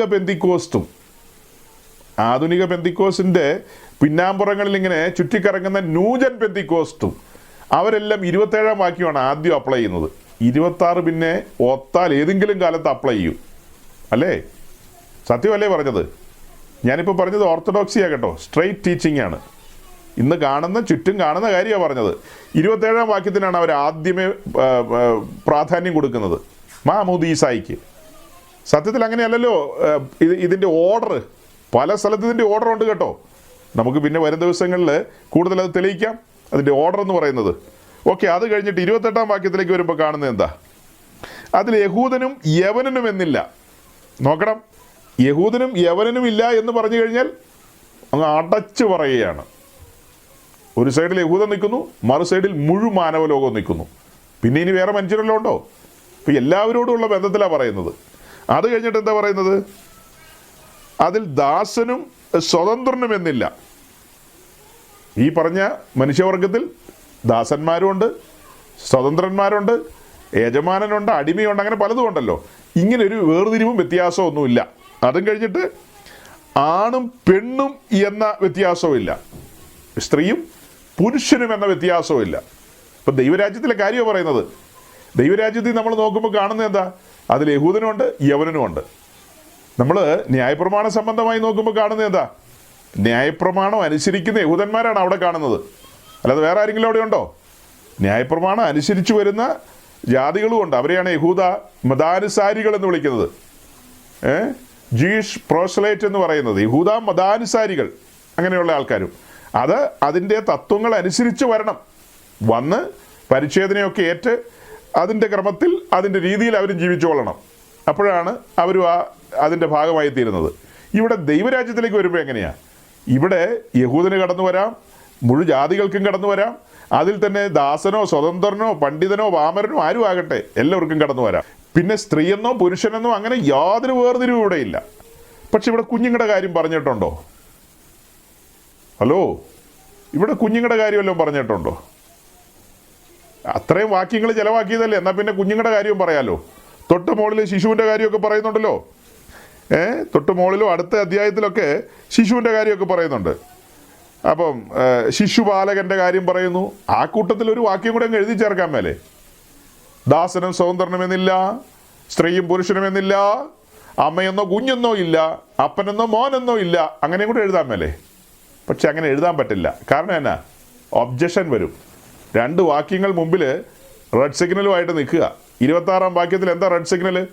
വിശ്വാസത്താലുള്ള നീതീകരണം പ്രാപിച്ചു വരുന്ന യഹൂദൻ, വിശ്വാസത്താലുള്ള നീതീകരണം പ്രാപിച്ചു വരുന്ന യവനൻ, വിശ്വാസത്താലുള്ള നീതീകരണം പ്രാപിച്ചു വരുന്ന സ്വതന്ത്രൻ, വിശ്വാസത്താലുള്ള നീതീകരണം പ്രാപിച്ചു വരുന്ന അടിമ, വിശ്വാസത്താലുള്ള നീതീകരണം പ്രാപിച്ചു വരുന്ന യജമാനൻ, പിന്നെയോ വിശ്വാസത്താൽ നീതീകരണം പ്രാപിച്ചു വരുന്ന പുരുഷൻ, വിശ്വാസത്താൽ നീതീകരണം പ്രാപിച്ചു വരുന്ന സ്ത്രീ. ഇവരെല്ലാം ചേർത്തിട്ടാണ് പറയുന്നത് ദൈവരാജ്യത്തിൻ്റെ കാര്യം. എഴുതി വെച്ച കാര്യമല്ലേ പറയുന്നത്. ഹലോ, ഈ കുഞ്ഞു വലുതാകുമെന്നേ. കുഞ്ഞു വലുതായി ദാസനോ യജമാനനോ അടിമയോ എന്തെങ്കിലും ആകും. കുഞ്ഞു വലുതായി ആണോ പെണ്ണോ ആകും. ആണോ പെണ്ണോ ആകില്ല. ആൺകുഞ്ഞാണെങ്കിൽ വളർന്നു വന്നത് ആണായി മാറും, പെൺകുഞ്ഞാണെങ്കിൽ വളർന്നു വന്നത് സ്ത്രീയായിട്ട് മാറും. അല്ലേ? എന്ന് വെച്ചാൽ മുതിർന്ന സ്ത്രീയോ മുതിർന്ന പുരുഷനോ എന്നുള്ള അർത്ഥത്തിലാണ്. കാര്യപ്രാപ്തിയിലേക്ക് എത്തുന്നു എന്നുള്ളൊരർത്ഥത്തിലാണ്. ചിന്താശേഷിയിലേക്ക് വരുന്നു എന്നുള്ളതാണ്. ഇപ്പോൾ ഒരു 10, 12, 14, 15, 16 വയസ്സൊക്കെയുള്ള കുട്ടികളെയൊക്കെ നമ്മൾ പുരുഷൻ സ്ത്രീ എന്നൊന്നും അങ്ങനെ വിളിക്കാറില്ല, കുഞ്ഞുങ്ങളെന്നൊക്കെ തന്നെ വിളിക്കാറ്. പക്ഷേ ഇതിലെ കണ്ടീഷൻ മനസ്സിലാക്കുക. മുട്ടാക്തിയിലുള്ള ചോദ്യമൊന്നും ചോദിച്ചേക്കരുത്. ഇതിലെ വചനത്തിൻ്റെ വ്യവസ്ഥയാണ് പറഞ്ഞു വരുന്നത്. വിശ്വാസത്താൽ നീതീകരിക്കപ്പെടണം. വിശ്വാസത്താൽ നീതീകരിക്കപ്പെട്ട് പിന്നെ വിശ്വാസത്താൽ ഉള്ള സ്നാനത്തിന് ഇറങ്ങിത്തിരിക്കണം. അതല്ലേ അതിൻ്റെ തത്വം നമ്മൾ കാണുന്നത്. അപ്പോൾ അദ്ദേഹം പറയുന്ന പോലെ കുഞ്ഞുങ്ങളുടെ കാര്യത്തിൽ ഇനി വേറെ ഒരു ഭാഗമുണ്ട്. അപ്പോസ്തലപ്രവൃത്തി 2-ാം അധ്യായത്തിൽ. അതിലേക്ക് നമ്മൾ പറഞ്ഞു വരും. ഇന്നിപ്പോൾ എത്തുമെന്ന് എനിക്കറിയില്ല, എത്തില്ലേ അടുത്ത ആഴ്ച പോവാം. അപ്പോസ്തലപ്രവൃത്തി 2-ാം അധ്യായത്തിൽ ഈ ഒരു കാര്യമുണ്ട്. അതൊന്നും ക്ലിയർ ആകുന്നില്ല ആളുകൾക്ക്. നമ്മൾ പറയുന്ന വിശ്വാസി സമൂഹത്തിലുള്ളവർക്ക് പോലും പലർക്കും അത് ക്ലിയർ അല്ല വാക്യങ്ങളൊക്കെ. വാക്തത്വം നിങ്ങൾക്കും നിങ്ങളുടെ തലമുറകൾക്കും. അതിൻ്റെ അർത്ഥം ചോദിച്ചാൽ പലർക്കും ഒരു ക്ലാരിറ്റിയുള്ള ഉത്തരം തരാൻ കഴിയില്ല, കൃത്യമായ ഒരു ഉത്തരം തരില്ല. ആ വാക്യത്തിന് തൊട്ട് മുമ്പൊരു വാക്യമുണ്ട്, അതൊരു ഗഹനമായ വാക്യമാണ്. ആ വാക്യത്തോട് ചേർന്ന് നിൽക്കുന്നതാണ് ഈ പറയുന്ന വാക്യം. നമ്മൾ പറഞ്ഞു വന്നത് അപ്പോസ്തല പ്രവൃത്തിയിലാകട്ടെ, ഈ പറഞ്ഞ ഗലാത്യ ലേഖനത്തിലാകട്ടെ, മറ്റ് ലേഖനങ്ങളിലാകട്ടെ, വിശ്വാസത്താലുള്ള നീതീകരണവും വിശ്വാസ സ്നാനവും അത് വളരെ കൃത്യമായി തെളിഞ്ഞു കിടക്കുകയാണ്. കണ്ണ് തുറന്നാലേ കാണാൻ കഴിയുള്ളൂ. അതാണ് കുഴപ്പം. കണ്ണ് തുറന്നെങ്കിലേ ഇത് കാണാൻ കഴിയുള്ളൂ. നമ്മുടെ സന്തോഷവും ആനന്ദവും എന്താ? നമ്മുടെ നിശ്ചയദാർഢ്യം എന്താ? ഒരിറ്റ് കുലുങ്ങാതെ എന്ന് പിന്നെയും നമ്മൾ പറഞ്ഞുകൊണ്ടിരിക്കുന്നത് എന്താ? അതായത് വേർപെട്ട ദൈവസമൂഹം എന്തുകൊണ്ട് ഇങ്ങനെ പിന്നെയും പറഞ്ഞുകൊണ്ടിരിക്കുന്നു? അത് അവരുടെ ബോധ്യമാണെന്നേ. കാരണം അടുത്ത ആഴ്ച അച്ഛൻ പറയുന്ന കാര്യത്തിൻ്റെ ഒരു ബദൽ മറുപടി ഇന്ന് തന്നെ വെളിപ്പെട്ടു. എങ്ങനെയാണ് കിടക്കുന്ന 26-ാം വാക്യം? ക്രിസ്തുയേശുവിലെ വിശ്വാസത്താൽ നിങ്ങളെല്ലാവരും ദൈവത്തിൻ്റെ മക്കളാകുന്നു. അപ്പോൾ ദൈവത്തിൻ്റെ മക്കളാകുവാനുള്ള വ്യവസ്ഥയും ഉപാധിയും ദൈവം എന്താ വെച്ചിരിക്കുന്നത്? ക്രിസ്തുയേശുവിലെ വിശ്വാസ നിമിത്തം. ക്രിസ്തുയേശുവിലെ വിശ്വാസ നിമിത്തമാണെന്ന് ഒരുവൻ ഒരു ദൈവവൈതലായിത്തീരുന്നത്. അത് അവൻ്റെ അപ്പൻ്റെ വിശ്വാസ നിമിത്തം എന്ന് എഴുതിയിട്ടുണ്ടോ അവിടെ? അങ്ങനെയാണോ? അപ്പോൾ അപ്പനും അമ്മയും മക്കളും ഒക്കെ കൂടി ഹോട്ടലിൽ കയറി ചായ കുടിക്കാൻ, ചാപ്പാടൊക്കെ കഴിഞ്ഞിട്ട് പുറത്തേക്ക് ഇറങ്ങുമ്പോൾ ഓരോരുത്തർ എൻ്റെ 2 ഇഡ്ഡലി, എൻ്റെ 2 വട, അങ്ങനെ ഓരോരുത്തരും കൊണ്ട് പൈസ കൊടുക്കുന്നില്ല, അപ്പനായിരിക്കും കൊടുക്കുന്നത് അല്ലേ? കുടുംബത്തിന് വേണ്ടി അപ്പൻ പൈസ പേ ചെയ്യുന്നു. ഇവിടെ അങ്ങനെ അപ്പൻ കുടുംബത്തിന് എല്ലാവർക്കും വേണ്ടിയിട്ട് യേശു കർത്താവേ ഞാൻ മൊത്തത്തിൽ എല്ലാവർക്കും വേണ്ടി ഏറ്റുപറയുന്നു. കുഞ്ഞുങ്ങൾക്ക് വേണ്ടിയും തള്ളയ്ക്ക് വേണ്ടിയും പുള്ളയ്ക്ക് വേണ്ടിയും എല്ലാത്തിനും വേണ്ടിയും. അങ്ങനെ പറ്റുമോ? നടക്കില്ല. ഇവിടെ അങ്ങനെ പറ്റില്ല സഹോദരങ്ങളെ. ഇവിടെ ഈ കുടുംബനാഥൻ എന്ന് പറയുന്ന പിതാവ് അല്ലെങ്കിൽ ഭർത്താവ്, അദ്ദേഹം തൻ്റെ ഭാര്യയ്ക്ക് വേണ്ടിയും തൻ്റെ മക്കൾക്ക് വേണ്ടിയും തൻ്റെ അമ്മയപ്പന്മാർക്ക് വേണ്ടിയും കുടുംബം എന്നുള്ള ഇത് നമ്മളിന്ന് കാണുന്ന പോലെ അല്ല കേട്ടോ. നിങ്ങൾ നിങ്ങളുടെ ഒരു കൊച്ചും 2 കൊച്ചുമായിട്ടിരിക്കുന്നത് അതല്ല. അന്നത്തെ കാലത്ത് കുടുംബം എന്ന് പറയുമ്പോൾ അതിനകത്ത് എൻ്റെ ഭാര്യ വീട്ടിൽ അവർ 9 മക്കളാണ്. 9 മക്കളാണ്. അതേസമയം ഞാൻ ഓർക്കുന്നു എൻ്റെ അമ്മയുടെ വീട്ടിൽ അവർ സഹോദരങ്ങൾ അത് കുറേ ഉണ്ടായിരുന്നു. പിന്നെ അവസാനം 8 എണ്ണം അല്ലേ? അതെ. അവസാനം വന്നപ്പോൾ 8 എണ്ണം എന്ന് വെച്ചാൽ അന്നൊക്കെ ഒത്തിരി പ്രസവിച്ച് കൂട്ടുന്നുണ്ട്. പക്ഷേ ഇത് വളർച്ചാഘട്ടത്തിലേക്ക് വരുമ്പോൾ ഉണ്ടല്ലോ പാതിയൊക്കെ പോകും ചിലപ്പോൾ. രോഗം വന്നും അന്നൊന്നും അങ്ങനെ ചികിത്സയൊന്നുമില്ലല്ലോ, പല നിലകളിലല്ലേ. അപ്പോൾ കുടുംബം എന്ന് പറയുമ്പോൾ ചുരുക്കി പറയാം, കുടുംബം എന്ന് പറയുമ്പോൾ ഈ പറയുന്ന എല്ലാം കൂടെ ഉൾക്കൊള്ളുന്നതാണ്. അപ്പോൾ ഈ പറയുന്ന എല്ലാവർക്കും വേണ്ടിയിട്ട് ഒരാൾ, അത് തിരക്കേടില്ലാത്ത പരിപാടിയാണ്, ഒരാൾ വിശ്വാസത്തിൽ വരുന്നു. ഒരാൾ വിശ്വാസി വരുന്നു. അപ്പോൾ ദൈവത്തിൻ്റെ പദ്ധതിയും പ്ലാനും എങ്ങനെയാണ്? എല്ലാ വീട്ടിൽ നിന്ന് ഒരാളെ വിശ്വാസത്തിൽ കൊണ്ടുവരുന്നു. ആ ആളങ്ങ് മൊത്തത്തിൽ വിശ്വസിക്കുന്നു എല്ലാവർക്കും വേണ്ടി. പിന്നെ ഇനി വേറെ ആരോട് സുവിശേഷം പറയോ, വേറെ ആരോട് ഒന്നും പറയണ്ട. പുള്ളി വിശ്വസിച്ചു. അദ്ദേഹത്തിൻ്റെ വിശ്വാസ നിമിത്തം എല്ലാവരും വിശ്വാസത്തിന് അധീനരായി തീർന്നു. അങ്ങനെയാണോ? പിന്നെ വേണേൽ പറയാം, മുതിർന്നവരുടെ കാര്യമല്ല, കുഞ്ഞുങ്ങളുടെ കാര്യമാണ് ഞങ്ങൾ ഉദ്ദേശിച്ച്. അവർക്ക് ശേഷിയില്ലല്ലോ, അവർക്ക് ശേഷിയില്ല, വിശ്വസിക്കാനും ശേഷിയില്ല, ഒന്നിനും ശേഷിയില്ല. എഴുന്നേറ്റ് നിന്ന് ശ്വാസം പെടാൻ പോലും ശേഷിയില്ല. അതിനൊന്നും ശേഷിയില്ലാത്ത അവരെ പിടിച്ച് മാമോദീസ കൊടുക്കുകയും അവർക്ക് കുർബാന കൊടുക്കുകയൊക്കെ ചെയ്യാന്ന് പറയുമ്പോൾ അത് ഇത്തിരി ക്രൂരതയായിട്ട് എനിക്ക് തോന്നുന്നത്. ഇപ്പം ഈ 26-ാം വാക്യം മുമ്പിൽ നിൽക്കുന്നതുകൊണ്ടാണ് കേട്ടോ അങ്ങനെ പറയാനിടയായത്. ഇങ്ങനെ ഈ വാക്യങ്ങളൊന്നും ഈ പുസ്തകത്തിലില്ലെങ്കിൽ ഞാൻ അച്ഛനെ കാണുമ്പോൾ സബാഷ് പറയും, ഓ എന്നാ നല്ല പ്രസംഗമായിരുന്നു, വലിയ അനുഗ്രഹമായിരുന്നു, പ്രയോജനപ്പെട്ടെന്ന് പറഞ്ഞാൽ. ഇങ്ങനെ അനവധി വാക്യങ്ങൾ നമ്മുടെ നേരെ തുറിച്ച് നോക്കുകയാണ്. ഈ വാക്യങ്ങളെല്ലാം നമ്മുടെ നേരെ ഇങ്ങനെ നോക്കി നിൽക്കുകയല്ലേ. പിന്നെ ഇതിനെ മറികടന്നിട്ട് എങ്ങനെ പറയും അച്ഛൻ പറഞ്ഞത് ഓർത്തഡോക്സിയാന്ന് പറയാൻ പറ്റുമോ? അത് വെറും മണ്ടത്തരങ്ങളെന്നേ നമുക്ക് പറയാൻ പറ്റുള്ളൂ. തികഞ്ഞ ബഹുമാനത്തിലാണ് നമ്മൾ പറയുന്നത്, തികഞ്ഞ മണ്ടത്തരം എന്നാണ് പറയുന്നത്. അങ്ങനെ അല്ലാതെ വേറെ വാക്കുകൾ അതിന് ഉപയോഗിക്കാനില്ല.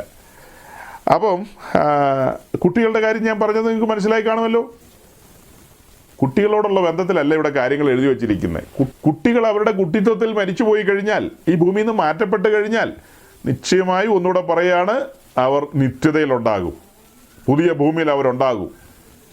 അവർ ദൈവസഭയുടെ ഭാഗമാകുന്നില്ല. ഇവിടെ ഈ ടീച്ചിങ് ദൈവസഭയോടുള്ള ബന്ധത്തിലല്ല കൊണ്ടുവരുന്നത്. മൊത്തത്തിൽ അങ്ങ് പറയുകയാണ് ഊഹാപോഹങ്ങൾ. ദൈവസഭയിൽ ഒരാൾ അംഗമാകുന്നതിനെക്കുറിച്ച് അപ്പോസ്തലപ്രവൃത്തി 2-ാം അധ്യായത്തിൽ സഭയുടെ ആരംഭത്തിൽ തന്നെ പറയുകയാണ്, രക്ഷിക്കപ്പെടുന്നവരെ ദിനം പ്രതി സഭയോട് ചേർത്തെന്ന്. രക്ഷിക്കപ്പെടുന്നവരെ ദിനം പ്രതി സഭയോട് ചേർത്തെന്ന്. അപ്പോൾ രക്ഷിക്കപ്പെടാത്ത ഒരാളെ സഭയോട് ചേർക്കാൻ പറ്റുമോ? അപ്പോൾ കുഞ്ഞുങ്ങളെ സംബന്ധിച്ച്, കുഞ്ഞുങ്ങൾ സഭയിലില്ലെന്ന് ചോദിച്ചാൽ നമ്മുടെ ലോക്കൽ ബോഡിയിലുണ്ടാവും. അതായത് ലോക്കൽ ചർച്ചിൽ അവിടെ കുഞ്ഞുങ്ങളുണ്ട്, നമ്മുടെ കുഞ്ഞുങ്ങളല്ലേ, അവരതിൽ ഇഴഞ്ഞു നടപ്പുണ്ട്, അതൊക്കെ ശരിയാ. പക്ഷേ ദൈവസഭയുടെ കെട്ടുപണിയോടുള്ള ബന്ധത്തിൽ നമ്മൾ ചിന്തിക്കുമ്പോൾ കുഞ്ഞുങ്ങൾ ദൈവസഭയുടെ കെട്ടുപണിയുടെ ഭാഗമല്ല. അവർ നിത്യതയിൽ ദൈവത്തോടു കൂടെ കാണും.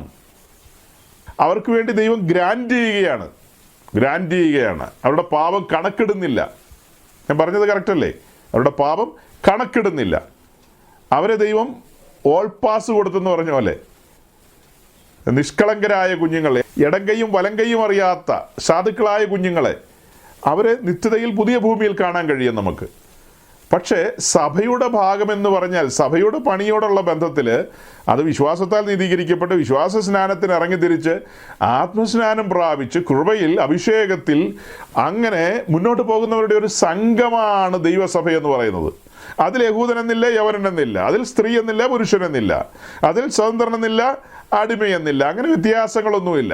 രക്ഷിക്കപ്പെട്ട് സ്നാനപ്പെട്ട് വന്നവരെല്ലാം സഭയാം ശരീരത്തിൻ്റെ ഭാഗമാണ്, പണിയുടെ ഭാഗമാണ്, ഒരുക്കത്തിൻ്റെ ഭാഗമാണ്. ഇവിടെ കാതലായൊരു കാര്യമുണ്ട്. വിശ്വാസത്താൽ എന്ന് പറയുമ്പോൾ അത് ഞാൻ അടുത്ത ആഴ്ച വിശദീകരിക്കാം. ഗൗരവമായൊരു കാര്യം അവിടെ വെളിപ്പെടുകയാണ്. കാൽവറിയിലെ ക്രൂശിനെ മുൻനിർത്തിക്കൊണ്ടാണ് ആ കാര്യങ്ങൾ നമുക്ക് പറയാനുള്ളത്. അവിടെ ഒരു വലിയ വാക്യം വരികയാണ്, തൻ്റെ ഏകജാതനായ പുത്രനെ നമ്മെ സ്നേഹിച്ച് നമുക്ക് വേണ്ടി കാൽവറിയുടെ കൊലക്കളത്തിൽ ഏൽപ്പിച്ചു കൊടുത്തൊരു പിതാവിൻ്റെ സ്നേഹം. അത് കുഞ്ഞുങ്ങളോടുള്ള ബന്ധത്തിലല്ല അതൊക്കെ പ്രസംഗിക്കുന്നത്, അത് കേൾക്കാൻ പ്രാപ്തിയുള്ളവരോടുള്ള ബന്ധത്തിലാണ്. നമ്മൾ മുന്നമേ നെഹമ്യാവിൻ്റെ പുസ്തകത്തിൽ നിന്ന് മതിലിൻ്റെ പണിയിൽ വായിച്ച വാക്യം ഓർമ്മയില്ലേ? നെഹമ്യാവിൻ്റെ പുസ്തകത്തിൽ എസ്രാ ന്യായശാസ്ത്രികൾ ന്യായപ്രമാണം വായിച്ച് പൊരുൾ തിരിക്കുമ്പോൾ ഗ്രഹിക്കാൻ പ്രാപ്തിയുള്ളവർ, കേൾപ്പാൻ പ്രാപ്തിയുള്ളവർ അത് ഗ്രഹിച്ചെന്ന് വായിക്കുന്നില്ലേ? ഓർക്കുന്നില്ലേ ആ വാക്യമൊക്കെ? അങ്ങനെയൊക്കെ ഉണ്ട്, പിന്നാലെ എടുക്കുക വാക്യമൊക്കെ. അപ്പോൾ ഇത് കേട്ട് ഗ്രഹിപ്പാനും ഉൾക്കൊള്ളാനും ഏറ്റെടുക്കാനും കഴിയണം. ഇവിടെയൊക്കെ ഒത്തിരി ഉപദേശപരമായ വിഷയങ്ങൾ അദ്ദേഹം പറഞ്ഞു കൊണ്ടുവന്നിട്ടുണ്ട്. അത് കൺഫ്യൂഷൻ ഉണ്ടാക്കാവുന്ന കാര്യങ്ങളാണ്. അവനെ കൈക്കൊണ്ടവൻ്റെ നാമത്തിൽ വിശ്വസിക്കുന്ന ഏവർക്കും ദൈവമക്കളാകുവാൻ അവകാശം ലഭിച്ചെന്നുള്ള ആ വാക്യത്തെയൊക്കെ അദ്ദേഹം ചെറുതായിട്ടൊന്ന് കമിഴ്ത്തി വയ്ക്കുന്നുണ്ട്. കുടം കമിഴ്ത്തുന്ന കണ്ടിട്ടില്ലേ? അതുപോലെ ചുമ്മാ ഒന്ന് കമിഴ്ത്തി വയ്ക്കുന്നുണ്ട്. പെട്ടെന്ന് നോക്കിയാൽ കുടം അവിടെ ഇരിപ്പുണ്ട്, പക്ഷെ അത് ഇരിക്കുന്നത് നേരെയല്ല. അച്ഛൻ അത് ഇടയ്ക്കെടുത്തൊന്ന് കമിഴ്ത്തിയായിരുന്നു. നമ്മളതൊന്ന് നേരെ വയ്ക്കും തിരിച്ച്, അത്രയേ ഉള്ളൂ. ഞാൻ പറഞ്ഞല്ലോ, അദ്ദേഹം വളരെ സന്തോഷകരമായിട്ടാണ് ആ കാര്യമൊക്കെ ചെയ്യുന്നത്. നമ്മളും സന്തോഷത്തിലാണ് ചെയ്യുന്നത്. അദ്ദേഹം കുടം ഒന്ന് കമിഴ്ത്തി വെച്ചു, നമ്മളതൊന്ന് തിരിച്ചു വയ്ക്കുന്നു, അത്രയേ ഉള്ളൂ. വെള്ളം വീഴണ്ടേ അതിനകത്തേക്ക്? അപ്പോൾ ഈ വാക്യത്തിനൊക്കെ പ്രസക്തിയുണ്ടെന്ന്. അവനെ കൈക്കൊണ്ട് അപ്പോൾ രക്ഷയോടുള്ള ബന്ധത്തിൽ ക്വസ്റ്റ്യൻസ് എറിയാണ്. ക്വസ്റ്റ്യൻസ് എറിയുന്നത് എങ്ങനെയാണ്? നിങ്ങളെന്നെ കൈക്കൊണ്ടെന്നല്ല, ഞാൻ നിങ്ങളെ കൈക്കൊണ്ടെന്നാണ്. അങ്ങനെ വാക്യമുണ്ട്. അപ്പോൾ അതിൻ്റെ കോണ്ടസ്റ്റ് നമ്മൾ എടുക്കും, അതിൻ്റെ പശ്ചാത്തലം എടുത്തിട്ട് എന്തുകൊണ്ട് അങ്ങനെ പറഞ്ഞു, ഏത് സന്ദർഭത്തിൽ പറഞ്ഞു, അതെങ്ങനെ രക്ഷയുമായിട്ട് കൂട്ടിവെക്കും, ഏതേതെല്ലാം അർത്ഥത്തിൽ, ഇതെല്ലാം വിശകലനം ചെയ്യുമ്പോഴാണ് കുടം പതിയെ ഇങ്ങനെ നേരെ വരും. ഈ കമിഴ്ത്തി വെച്ചിരിക്കുന്ന കുടമുണ്ടല്ലോ, അത് തനിയെ അങ്ങ് നേരെ വന്നോളും. പിടിച്ച് നേരെയൊന്നും ആക്കേണ്ട ആവശ്യമില്ല. അപ്പോൾ സഹോദരങ്ങളെ, അദ്ദേഹത്തിൻ്റെ ആ ചോദ്യത്തിന് ഒരു സാമാന്യ ഒരു മറുപടി ആയിരുന്ന എൻ്റെ ഒരു ചിന്ത. രക്ഷയോടുള്ള ബന്ധത്തിൽ കാതലായ വിഷയമാണ് സുവിശേഷം മാറ്റി നിർത്തിക്കൊണ്ട്, അതാണ് ഇനിയും പറയാനുള്ളത്, കിടക്കുകയാണ്. സുവിശേഷം മാറ്റി നിർത്തിക്കൊണ്ട് ഈ കാര്യങ്ങളൊന്നും നമുക്ക് പറഞ്ഞ് ഫലിപ്പിക്കാൻ കഴിയില്ല. പത്രോസ് കൊർന്നല്യോസിൻ്റെ വീട്ടിൽ സുവിശേഷം പ്രസംഗിച്ചു. അപ്പോസ്തലപ്രവൃത്തി 10-ാം അധ്യായം അതിൻ്റെ 43-ാം വാക്യം. ഈ വാക്യങ്ങൾ അടുത്ത ആഴ്ച നമ്മൾ വീണ്ടും റിപ്പീറ്റ് ചെയ്യും. പക്ഷെ ഇപ്പോൾ ഒന്നുകൂടെ വായിക്കാം. അവനിൽ വിശ്വസിക്കുന്ന ഏവനും അവന്റെ നാമം മൂലം പാപമോചനം ലഭിക്കുമെന്ന സകല പ്രവാചകന്മാരും സാക്ഷ്യം പറയുന്നു. ഇതല്ലേ അപ്പോസ്തലന് പറയാനുള്ളത്? അവനിൽ വിശ്വസിക്കുന്ന ഏവനും, ഏവനും എന്ന് പറഞ്ഞാൽ ഏതൊരു മനുഷ്യനെ എടുത്ത് നിർത്തിക്കൊണ്ടാണ് പറയുന്നത്. ആണെന്നോ പെണ്ണെന്നോ, ദാസനെന്നോ സ്വതന്ത്രനെന്നോ, യഹൂദനെന്നോ യവനെന്നോ ഇല്ല. കേൾക്കുന്ന ഏതൊരുവനും, ഗ്രഹിപ്പാൻ പ്രാപ്തിയുള്ള ഏതൊരുവനും എന്ത് ലഭിക്കും? അവൻ്റെ നാമം മൂലം പാപമോചനം ലഭിക്കും. എങ്ങനെയാ? അവനിൽ വിശ്വസിക്കണം. വിശ്വസിക്കുന്ന എങ്ങനെയാ? വിശ്വാസം കേൾവിയാലും, കേൾവി ക്രിസ്തുവിൻ്റെ വചനത്താലും വരുന്നു. അപ്പോൾ ഉടക്ക് ചോദ്യമായിട്ട് വരരുത്, ചെവി കേൾക്കാൻ മേലാത്തവൻ എന്ത് ചെയ്യും എന്നുള്ളത്. അതൊക്കെ ഉടക്ക് ചോദ്യമാണ്. ഈ ലോകത്തിലുള്ള സകല മനുഷ്യരും ചെവി കേൾക്കാൻ മേലാത്തവരാണോ? എന്താ നിങ്ങളീ പറയുന്നത്? 1,00,000 പേരെ എടുത്തു കഴിഞ്ഞാൽ 1-2 പേർക്കോ ചെവി കേൾക്കാൻ പറ്റില്ലായിരിക്കാം. അത് സ്പെഷ്യൽ പാക്കേജായിട്ട് തമ്പുരാൻ കൈകാര്യം ചെയ്തോളുന്നേ. നിങ്ങൾ ടെൻഷൻ അടിക്കില്ലേ? ഈ ലേഖനമൊക്കെ എഴുതുമ്പോൾ പരിശുദ്ധാത്മാവിന് അറിയാൻ മേലെ ഈ ഭൂമിയിൽ ചെകിടന്മാരും മുടന്തന്മാരും ഗുരുടന്മാരും ഒക്കെ ഉണ്ടെന്ന് അറിയാൻ മേലെ അത് എഴുതിയ ലേഖനമാണോ ഇത്? ഈ കാര്യമൊക്കെ വെച്ചുകൊണ്ട് ഓർത്തഡോക്സിക്കാര് തമ്പുരാന് ചെക്ക് പറയുമെന്ന് തമ്പുരാൻ അറിയാൻ മേലേ? മുന്നമേ അറിയാം. നിങ്ങൾ അതിലൊന്നും തലയിട്ട് തല പോയക്കേണ്ട. ഇവിടെ കൃത്യമായ കാര്യമാണ് പറയുന്നത്. അവനിൽ വിശ്വസിക്കുന്ന, അവിടെ വരുമ്പോൾ സുവിശേഷമാണ് അവിടെ പ്രൊജക്റ്റ് ചെയ്ത് വരുന്നത്. വിശ്വസിക്കണമെങ്കിൽ സുവിശേഷം കേൾക്കണം, സുവിശേഷം കേൾക്കണമെങ്കിൽ പ്രസംഗിക്കണം. അപ്പോൾ സുവിശേഷം എന്തെന്ന് അതിൻ്റെ ആദിയോടന്തം പറഞ്ഞു കൊണ്ടുവരണം, ആദിയോടന്തം പറഞ്ഞു കൊണ്ടുവരണം. ഇതെല്ലാം പറഞ്ഞു കൊണ്ടുവരുമ്പോഴാണ് കാര്യം നിഴലിച്ചു വരുന്നത്, കൃത്യമായി കാര്യം തുറന്നു വരുന്നത്. അത് മാത്രമല്ല, അതിൻ്റെ തൊട്ട് താഴെയുള്ള വാക്യത്തിലൊരു പ്രസക്തമായ കാര്യമുണ്ട് കേട്ടോ. 44-ാം വാക്യത്തിൽ ഈ വാക്കുകളെ പത്രോസ് പ്രസ്താവിക്കുമ്പോൾ തന്നെ വചനം കേട്ട എല്ലാവരുടെ മേലും പരിശുദ്ധാത്മാവ് വന്നു. ഈ വാക്കുകളെ പത്രോസ് പ്രസംഗിക്കുമ്പോൾ തന്നെ വചനം കേട്ട എല്ലാവരുടെ മേലും പരിശുദ്ധാത്മാവ് വന്നു. എല്ലാവരുടെ മേലും വന്നെന്ന് വെച്ചാൽ കുഞ്ഞുങ്ങളുടെ മേലും വന്നെന്നാണ് അപ്പം പറയാൻ പോകുന്നത്, അല്ലേ? കുഞ്ഞുങ്ങളുടെ മേലും പരിശുദ്ധാത്മാവ് വന്നു. അതെങ്ങനെ സ്ഥാപിക്കും? സ്ഥാപിക്കാൻ തമ്പുരാൻ ഒരേ ഒരു കാര്യം വെച്ചിട്ടുണ്ട്. അത് വെച്ചിട്ടാണ് സ്ഥാപിക്കുന്നത്. അതിന് മറുപടി അടുത്ത ആഴ്ച, ഇന്നില്ല. അതെന്താ? അതായത് കർത്താവിൻ്റെ അമ്മയായ വിശുദ്ധ മറിയ എലിസബത്തിൻ്റെ വീട്ടിൽ ചെല്ലുമ്പോൾ എലിസബത്തിൻ്റെ ഉദരത്തിൽ കിടന്ന് യോഹന്നാൻ തുള്ളി പരിശുദ്ധാത്മാവ് നിറഞ്ഞവനായി. ഇതിനൊരു നല്ല മറുപടിയുണ്ട്. അത് അടുത്ത ആഴ്ചത്തേക്ക് വെക്കാം. ഈ വിഷയത്തിന് ഗംഭീരമായൊരു മറുപടിയുണ്ട്. അത് നമുക്ക് അടുത്ത ആഴ്ചത്തേക്ക് വെക്കാം. ആ ഒരു കാര്യം മാത്രം. അപ്പം നമുക്ക് മുന്നോട്ട് പോകാം. പറഞ്ഞു വരുന്നത് എന്താ? വിശ്വാസത്താലുള്ള നീതീകരണത്തെക്കുറിച്ച് അപ്പോസ്തലന്മാർ പറയുന്ന കാര്യമാണ്. ഞാൻ പറഞ്ഞല്ലോ, അടുത്ത ആഴ്ചത്തെ വിശദമായിട്ട് നമ്മൾ എടുക്കും. ഇന്ന് നമ്മുടെ മൂറോനിലേക്ക് എങ്ങനെ കയറുമെന്ന് അറിയില്ല, നമുക്ക് നോക്കാം. അപ്പം ഇപ്പം ഇവിടെ വെച്ചിട്ടാണ് നമുക്ക് മൂറോനിലേക്ക് കയറാൻ പറ്റുന്ന ഒരു ഏണി കിട്ടിയത്, ഒരു ഗോവണി കിട്ടിയത്. ഒരു ഗോവണി ചെറുതായിട്ട് കിട്ടിയിട്ടുണ്ട്. പതിയെ നമുക്ക് വലിഞ്ഞു കയറാം. എങ്ങനെയാണ് കിട്ടിയത്? പത്രോസ് ഈ വാക്കുകളെ പ്രസ്താവിക്കുമ്പോൾ തന്നെ കേട്ടുകൊണ്ടിരിക്കുന്നവരുടെ മേൽ പരിശുദ്ധാത്മാവ് വന്നെന്ന്. അത് ഭയങ്കര കുഴപ്പമായിപ്പോയി. ഇത് കേട്ടുകൊണ്ടിരിക്കുന്നവരുടെ മേൽ പരിശുദ്ധാത്മാവ് വരേണ്ട ആവശ്യമുണ്ടോ?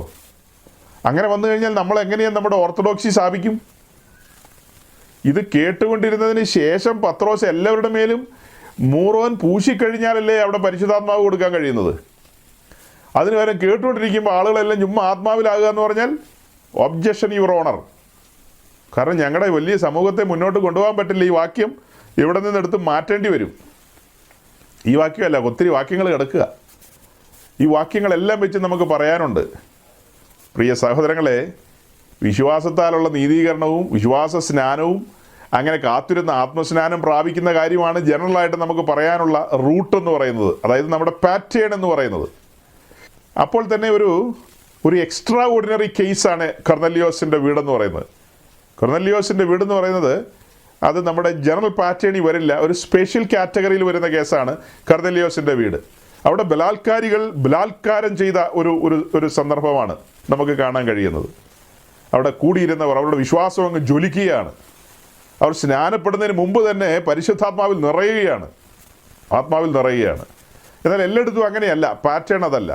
ജനറൽ പാറ്റേൺ എന്ന് പറയുന്നത് വിശ്വാസത്താലുള്ള നീതീകരണവും കൃപയാലുള്ള രക്ഷ ആസ്വദിച്ച് വിശ്വാസ സ്നാനത്തിന് ഇറങ്ങിത്തിരിച്ച് അവർ കാത്തിരുന്നും അതിൻ്റെ സമയത്തും സന്ദർഭത്തിലും അവർ പല നിലകളിലാണ് പരിശുദ്ധാത്മാവിൽ നിറയപ്പെടുന്നത്.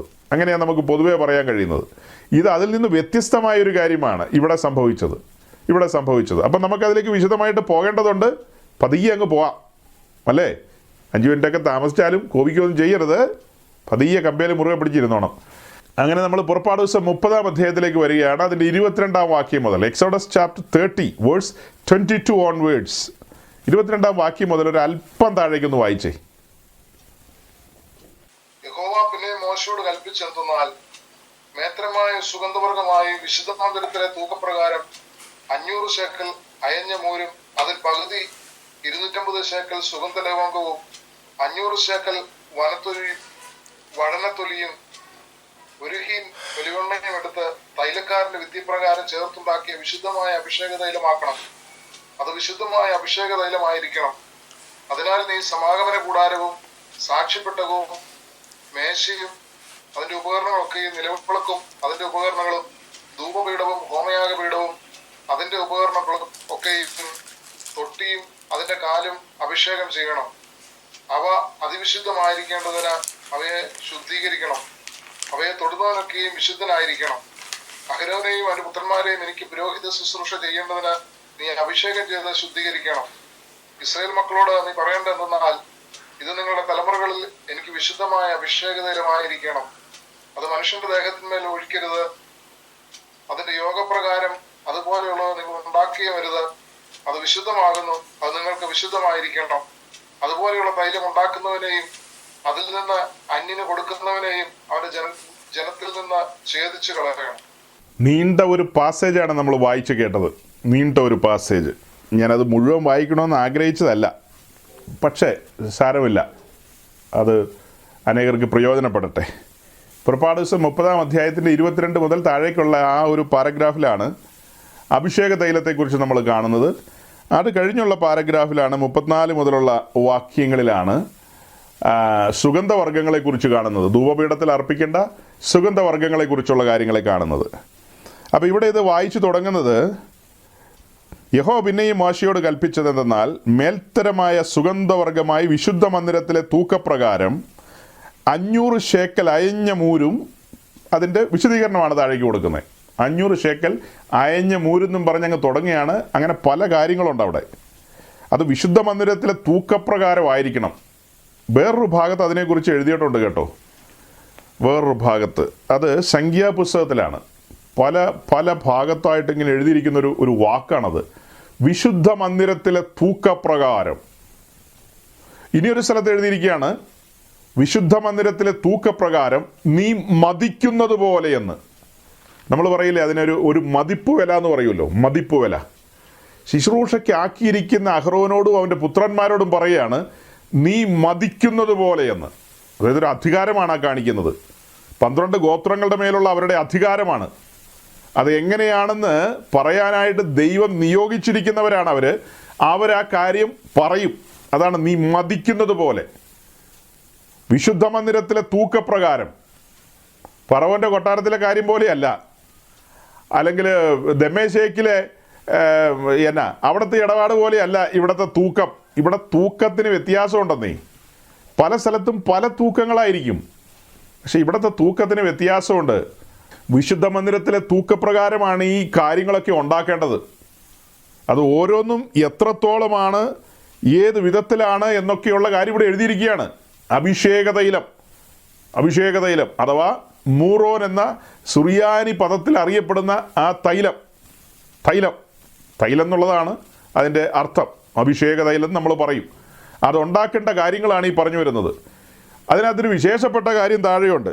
അതിൻ്റെ വിശേഷപ്പെട്ട കാര്യം എന്താ? അതിന് 32-ാം വാക്യത്തിലാണ് അതുള്ളത്. അത് മനുഷ്യൻ്റെ ദേഹത്തിൽ ഒഴിക്കരുതെന്ന്. അഭിഷേക തൈലം ഒരിക്കലും മനുഷ്യൻ്റെ ദേഹത്തിൽ ഒഴിക്കുകയോ പുരട്ടുകയോ ഒന്നും ചെയ്യാൻ പാടില്ല.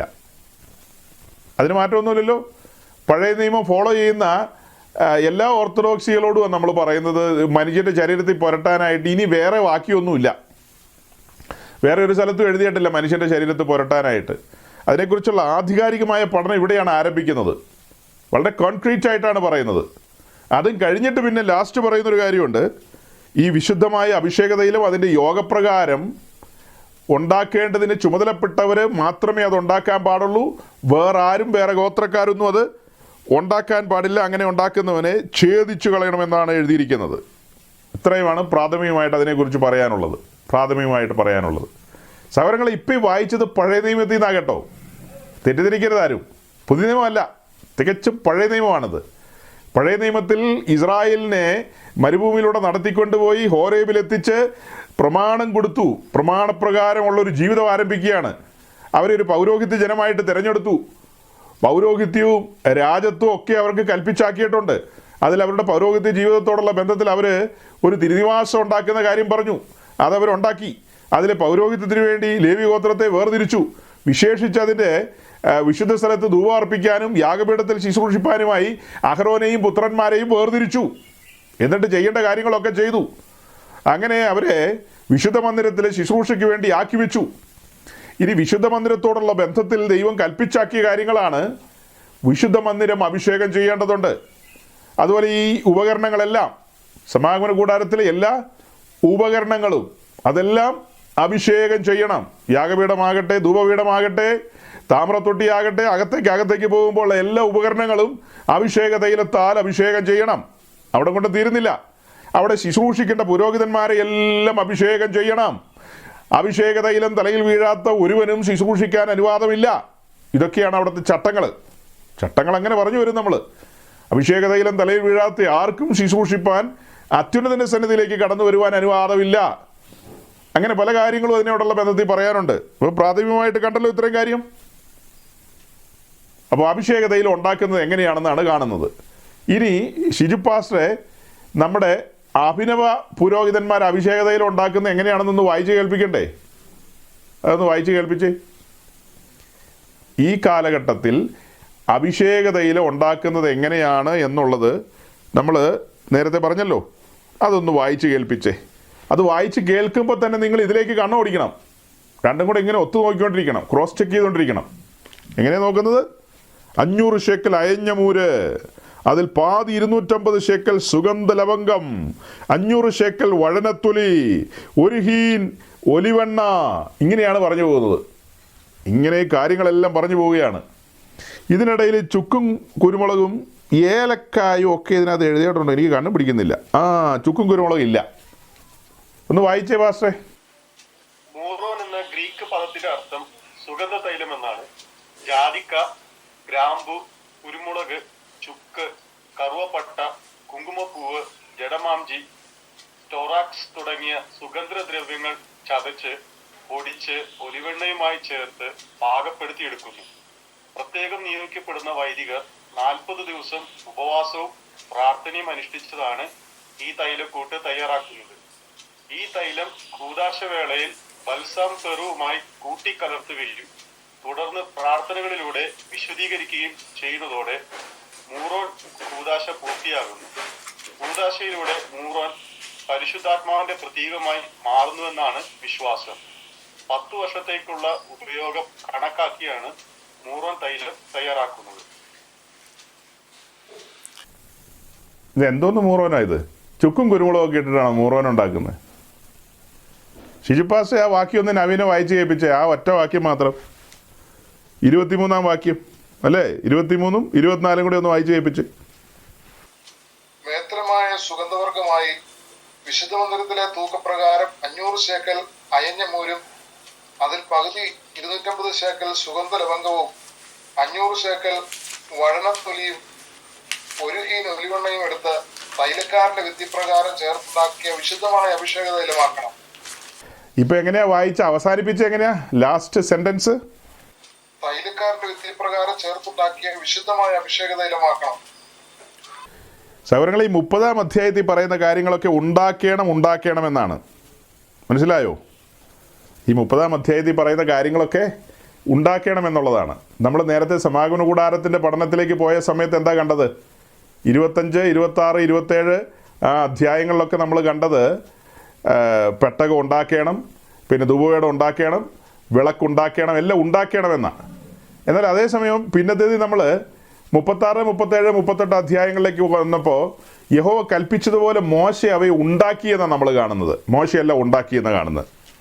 അപ്പോൾ ഈ ആദ്യത്തെ 3 അധ്യായങ്ങളിൽ ഉണ്ടാക്കണമെന്ന് പറഞ്ഞു. പിന്നത്തെ 3 അധ്യായങ്ങളിൽ വരുമ്പോൾ എന്താ കാണുന്നത്? പർവ്വതത്തിലെ മാതൃക പ്രകാരം യഹോവ കൽപ്പിച്ചതുപോലെ തന്നെ മോശ ഉണ്ടാക്കിയെന്നാണ് കാണിക്കുന്നത്. ഈ എക്സ്ട്രാ 3 അധ്യായങ്ങൾ അങ്ങനെ വരുമ്പോൾ മൂന്ന് അധ്യായങ്ങളുടെ ആ പേപ്പറുകൾ വേസ്റ്റ് ആകില്ലേ? അതിൻ്റെ ആവശ്യം ഉണ്ടായിരുന്നോ? എല്ലാം കൂടി ഒരുമിച്ചങ്ങ് എഴുതിയാൽ പോരെ? ഉണ്ടാക്കണം എന്നങ്ങ് പറഞ്ഞാൽ ഉണ്ടാക്കണം, അത്രേ ഉള്ളൂ. മോശം ഉണ്ടാക്കി കാണും നമ്മളങ്ങ് വിശ്വസിക്കണം. കുഞ്ഞുങ്ങളി അല്ല കേട്ടോ, ഇത് അതീവ സീരിയസ് ആയ കാര്യമാണ്. യഹോവ കൽപ്പിച്ച കാര്യങ്ങളാണ് ആദ്യത്തെ 3 ചാപ്റ്ററിൽ പറഞ്ഞത്. ഞാൻ ഇങ്ങനെ ഉണ്ടാക്കണം, സ്പെസിഫിക്കേഷൻ എല്ലാം കൊടുക്കുകയാണ്. ഇതായിരിക്കും പാറ്റേൺ, ഇങ്ങനെ ആയിരിക്കണം. അത് കഴിഞ്ഞിട്ട് നമ്മൾ കാണുകയാണ് അങ്ങനെ തന്നെ മോശ ഉണ്ടാക്കിയെന്ന്.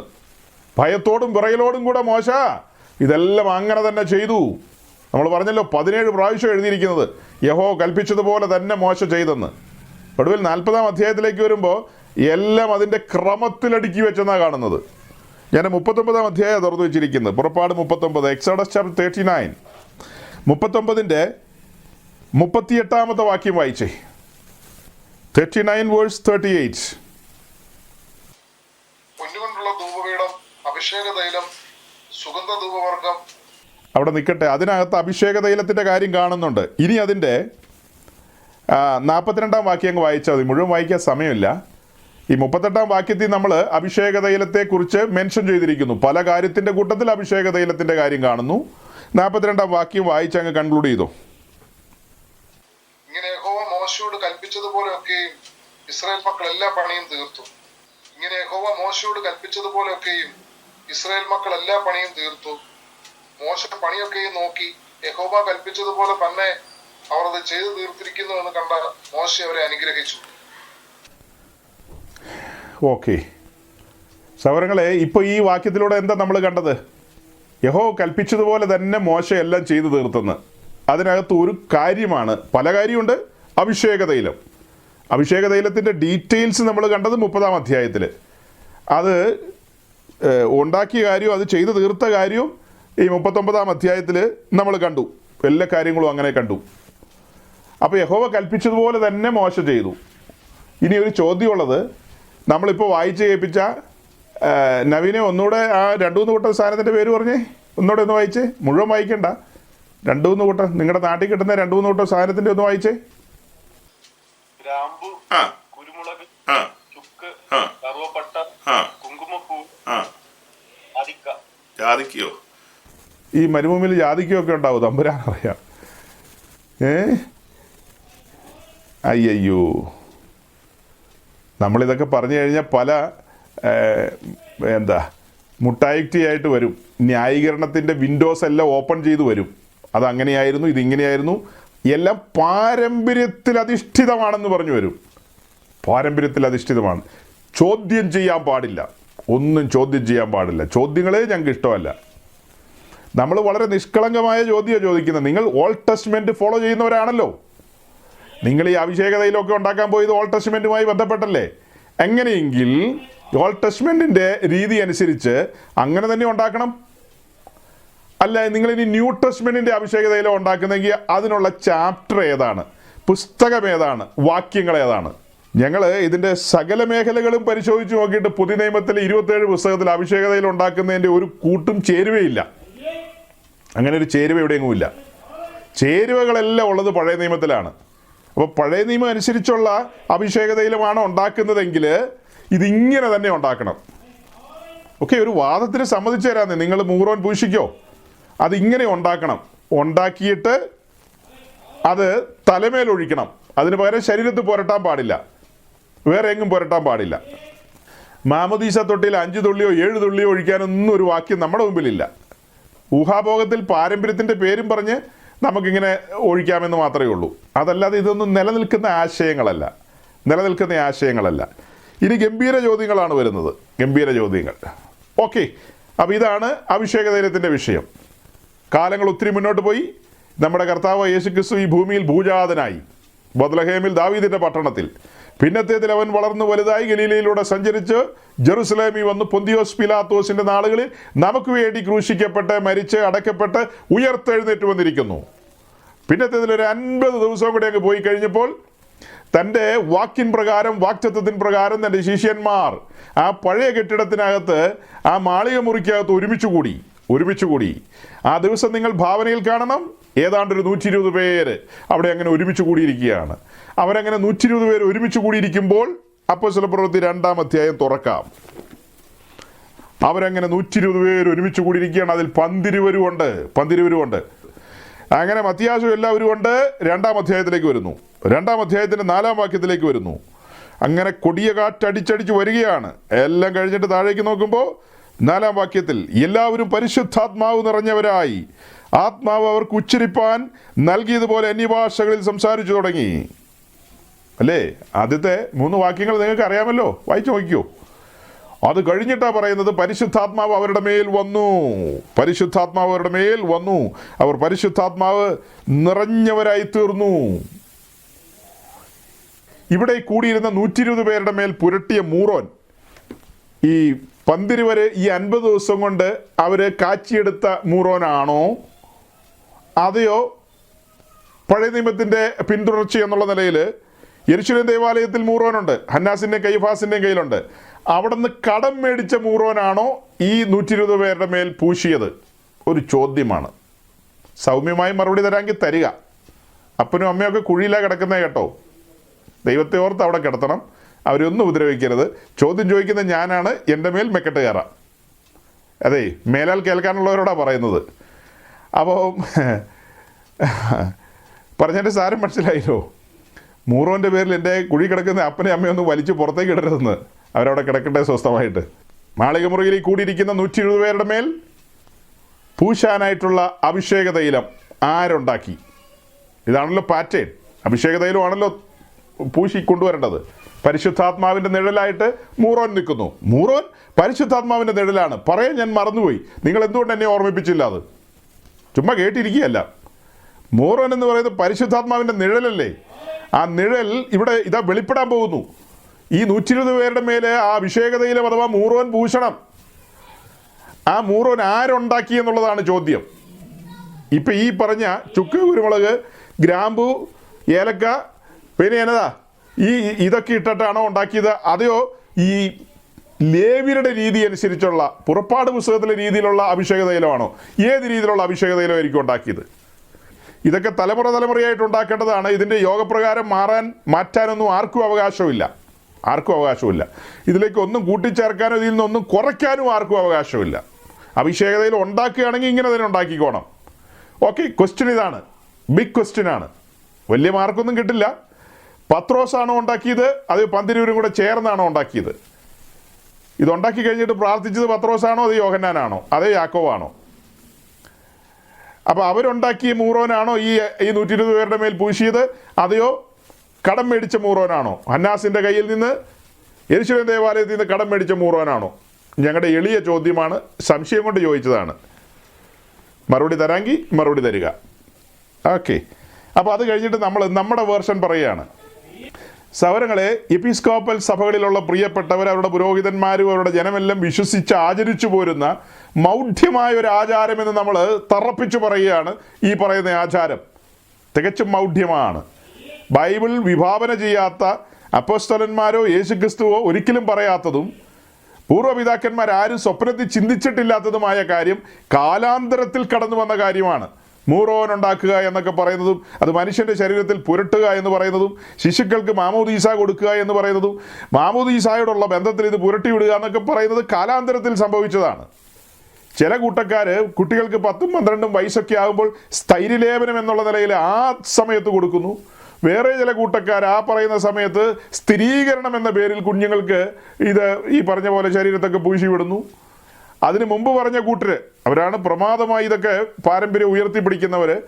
അവരാണ് മാമോദീസ തൊട്ടിക്കകത്തേക്ക് 5-6 തുള്ളി ഒഴിക്കുന്നതും പിന്നെ കുഞ്ഞിൻ്റെ ശരീരത്ത് പൂശുന്നതും പിന്നീട് ആ വെള്ളം കൊണ്ടുപോയി പുഴയിലോ കടലിലോ കരയിലോ എവിടെയെങ്കിലുമൊക്കെ ഒഴിച്ചു കളയുന്ന വലിയ പാരമ്പര്യങ്ങളുള്ള ആളുകൾ. അവർ തറപ്പിച്ചും ഉറപ്പിച്ചും പറയുന്നു മൂറോൻ പരിശുദ്ധാത്മാവിൻ്റെ നിഴലാണ്, പരിശുദ്ധാത്മാവിനെയാണ് കൊടുക്കുന്നത് എന്ന്. മൂറോൻ പൂശി പരിശുദ്ധാത്മാവിനെ പ്രാപിച്ച് എന്തോരം കുട്ടികളാണെന്നറിയാവോ? വളർന്ന് പടർന്ന് പന്തലിച്ച് വരുമ്പോൾ മലയാളക്കരയിൽ ബാറ് നടത്തുന്നു. ആ ബാറിൽ പോയിരുന്ന് അവിടുത്തെ സോമരസം മോന്തുന്നു. പിന്നെ മൂറോൻ പൂശിയ പിള്ളേർ വഴിനീളെ കിടക്കുന്നു. അതൊക്കെ എന്ത് മൂറോനാപ്പാ പൂശിയത്? പിള്ളേരല്ല കേട്ടോ, പിള്ളേർ വലുതായല്ലോ, പിള്ളേർ വലുതായി കഴിഞ്ഞു. പിള്ളേരൊന്നും പരിശുദ്ധാത്മാവിൻ്റെ നിയന്ത്രണത്തിൽ നിൽക്കുന്നില്ല. പിന്നീട് എണ്ണ പരിശുദ്ധാത്മാവിൻ്റെ, അഭിഷേക തൈലം പരിശുദ്ധാത്മാവിൻ്റെ നിയന്ത്രണത്തിൽ നിൽക്കുന്നില്ല. അത് അവരുടെ മാത്രം പരിശുദ്ധാത്മാവ് കേട്ടോ. ബൈബിൾ വിഭാവന ചെയ്യുന്ന തൃത്വത്തിൽ മൂന്നാമനായ പരിശുദ്ധാത്മാവിൻ്റെ കാര്യമല്ല ഈ പറഞ്ഞത്, അവർ പറയുന്ന പരിശുദ്ധാത്മാവ്. അതേസമയം നമ്മൾ ഈ കാര്യത്തെക്കുറിച്ച് എങ്ങനെയാണ് പഠിച്ചിരിക്കുന്നത്? 133 സങ്കീർത്തനം അതിൻ്റെ 1-2 വാക്യം. Psalms 133 verse 1 and 2. ഇതാ സഹോദരന്മാർ ഒത്തൊരുമിച്ച് വസിക്കുന്നത് എത്ര ശുഭവും എത്ര മനോഹരവുമാകുന്നു.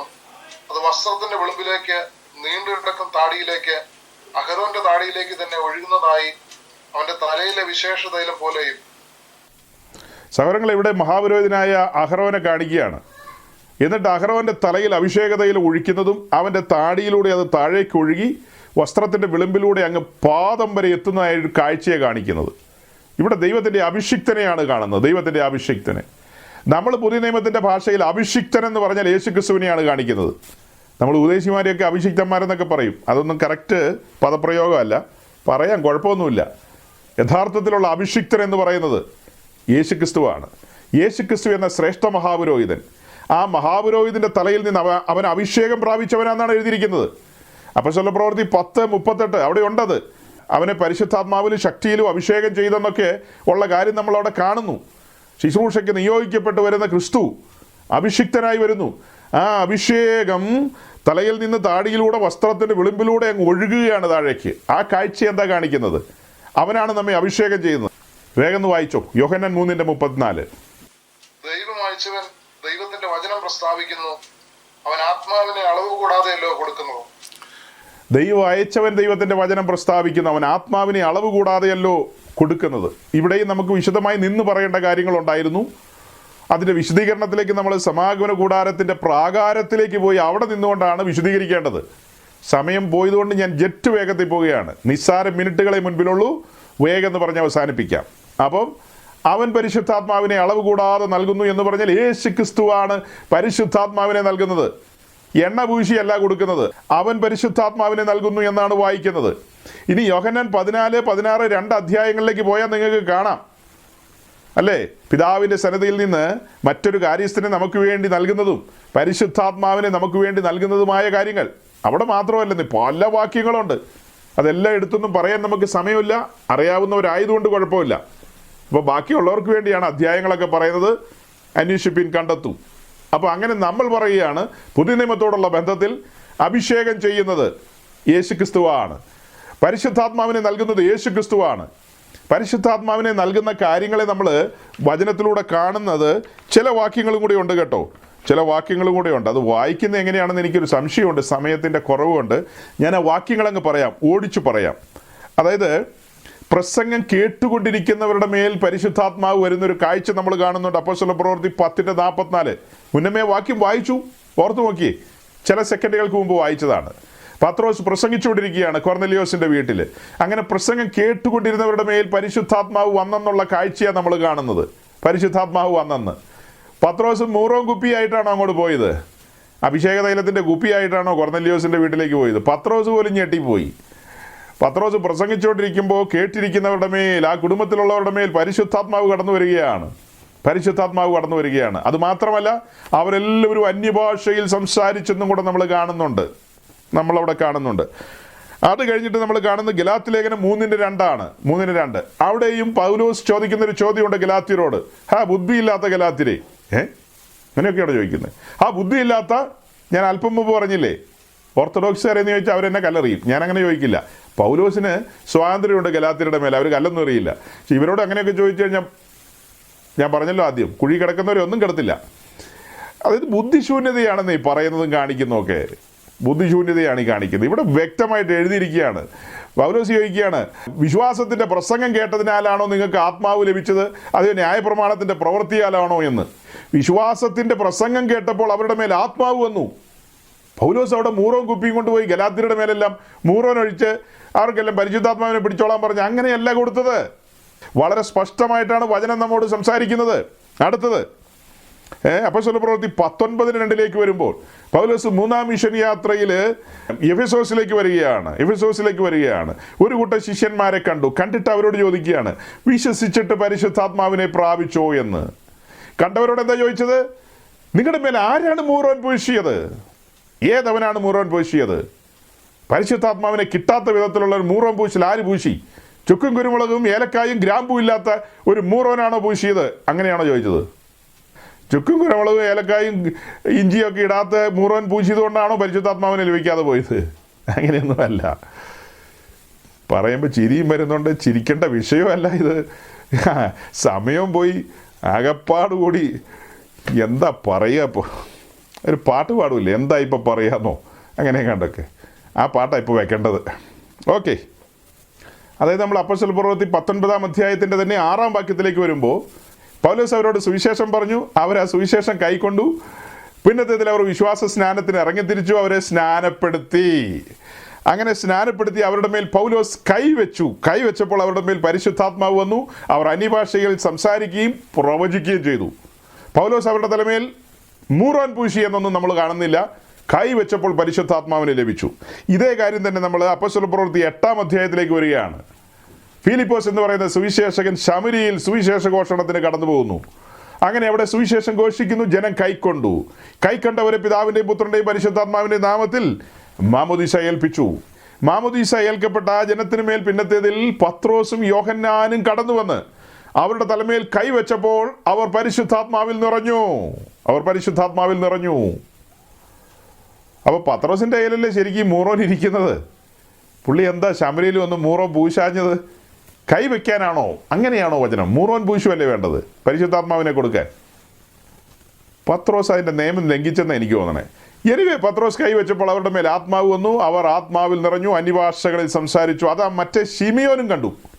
ശീമോൻ അല്ലേ? ശീമോൻ അത് കണ്ടിട്ട് പറയുകയാണ്, എനിക്കും ഈ സിദ്ധി വേണമെന്ന്.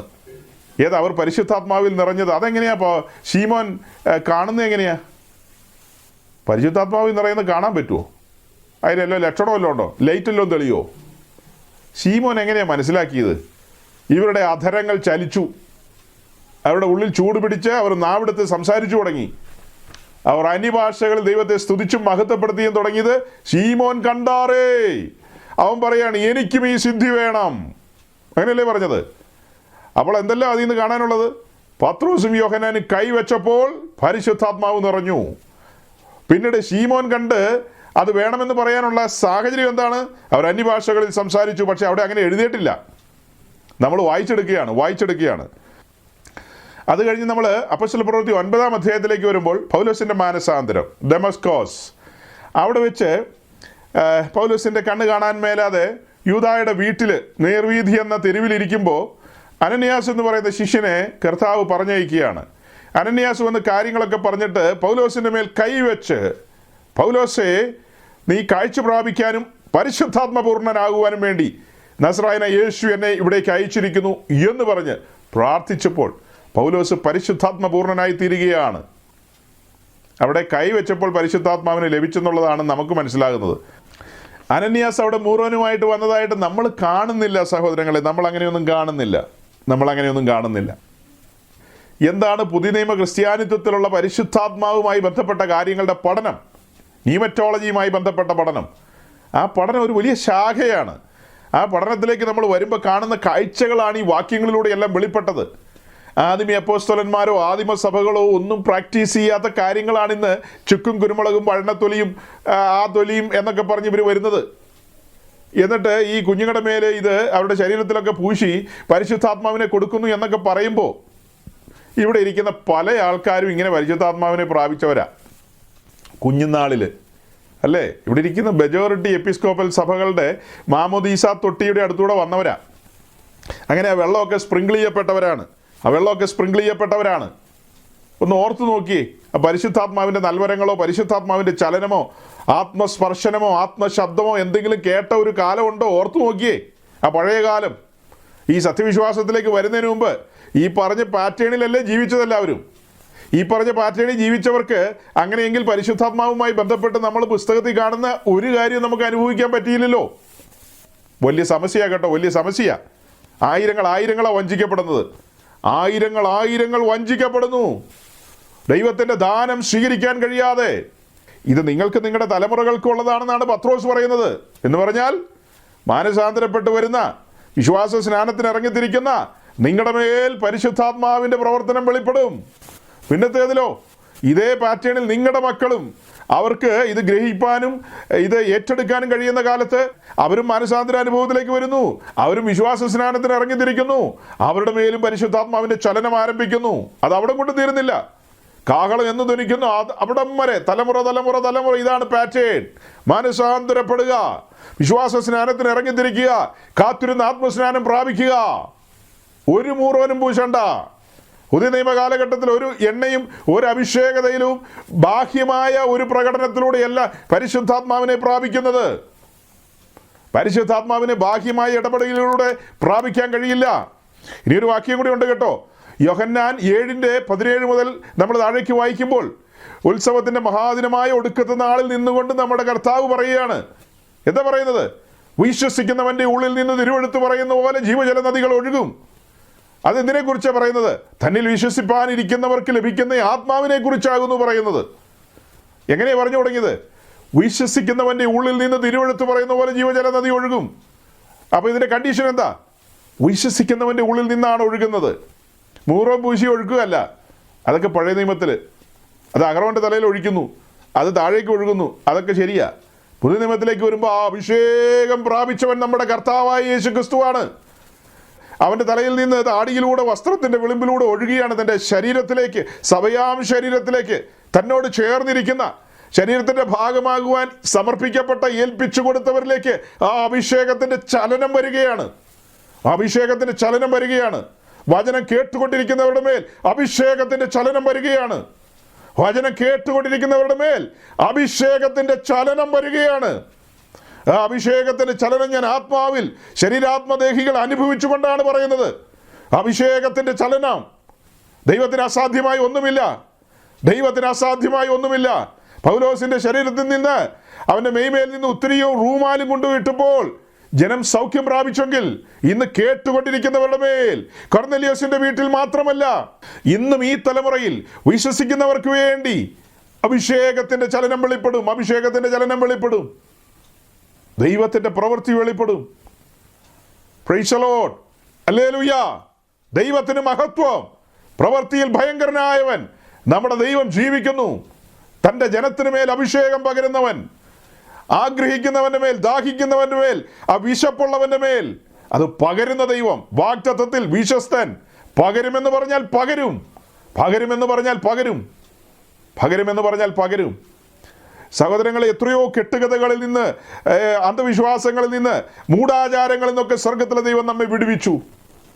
പഴയ നിയമത്തിൻ്റെ അതേ പിന്തുടർച്ചയല്ല നമ്മൾ പിന്തുടരുന്നത്. ഹോരേബിൽ വെളിപ്പെട്ട ആ പ്രമാണപ്രകാരം സമാഗമന കൂടാരത്തിലെ ശുശ്രൂഷകളല്ല നമ്മൾ അനുവർത്തിക്കുന്നത്. അതിൻ്റെ എല്ലാം ആത്മീയ വശങ്ങളാണ് നമ്മൾ എടുക്കുന്നത്. അവിടെയെല്ലാം അക്ഷരീകമാണ്. അക്ഷരീക ശുശ്രൂഷകളാണ്. അത് മരണത്തിൻ്റെ ശുശ്രൂഷയാണ്. ഇവിടെ ആത്മാവിൻ്റെ ശുശ്രൂഷയാണ്. ജീവൻ കൊടുക്കുന്ന ശുശ്രൂഷയാണ് പുതിയ നിയമ ശുശ്രൂഷ. ആ ശുശ്രൂഷയിലേക്കാണ് നമ്മെ വിളിച്ചിരിക്കുന്നത്. അതിൻ്റെ ഭാഗമാകാനാണ് നമ്മെ വിളിച്ചിരിക്കുന്നത്. വാഗ്ദത്തം നമുക്ക് വേണ്ടിയുള്ളതാണ്. ആ വാഗ്ദത്തം നമ്മുടെ തലമുറകളിലേക്ക് പകരപ്പെടേണ്ടതാണ്. ഈ സത്യവിശ്വാസത്തിൻ്റെ കൈത്തിരി കെട്ടുപോകാതെ നമുക്കത് തലമുറകളിലേക്ക് കൈമാറാം, പകരാം. ഈ വചനങ്ങളാൽ ദൈവം നിങ്ങളെ അനുഗ്രഹിക്കട്ടെ. Thank you.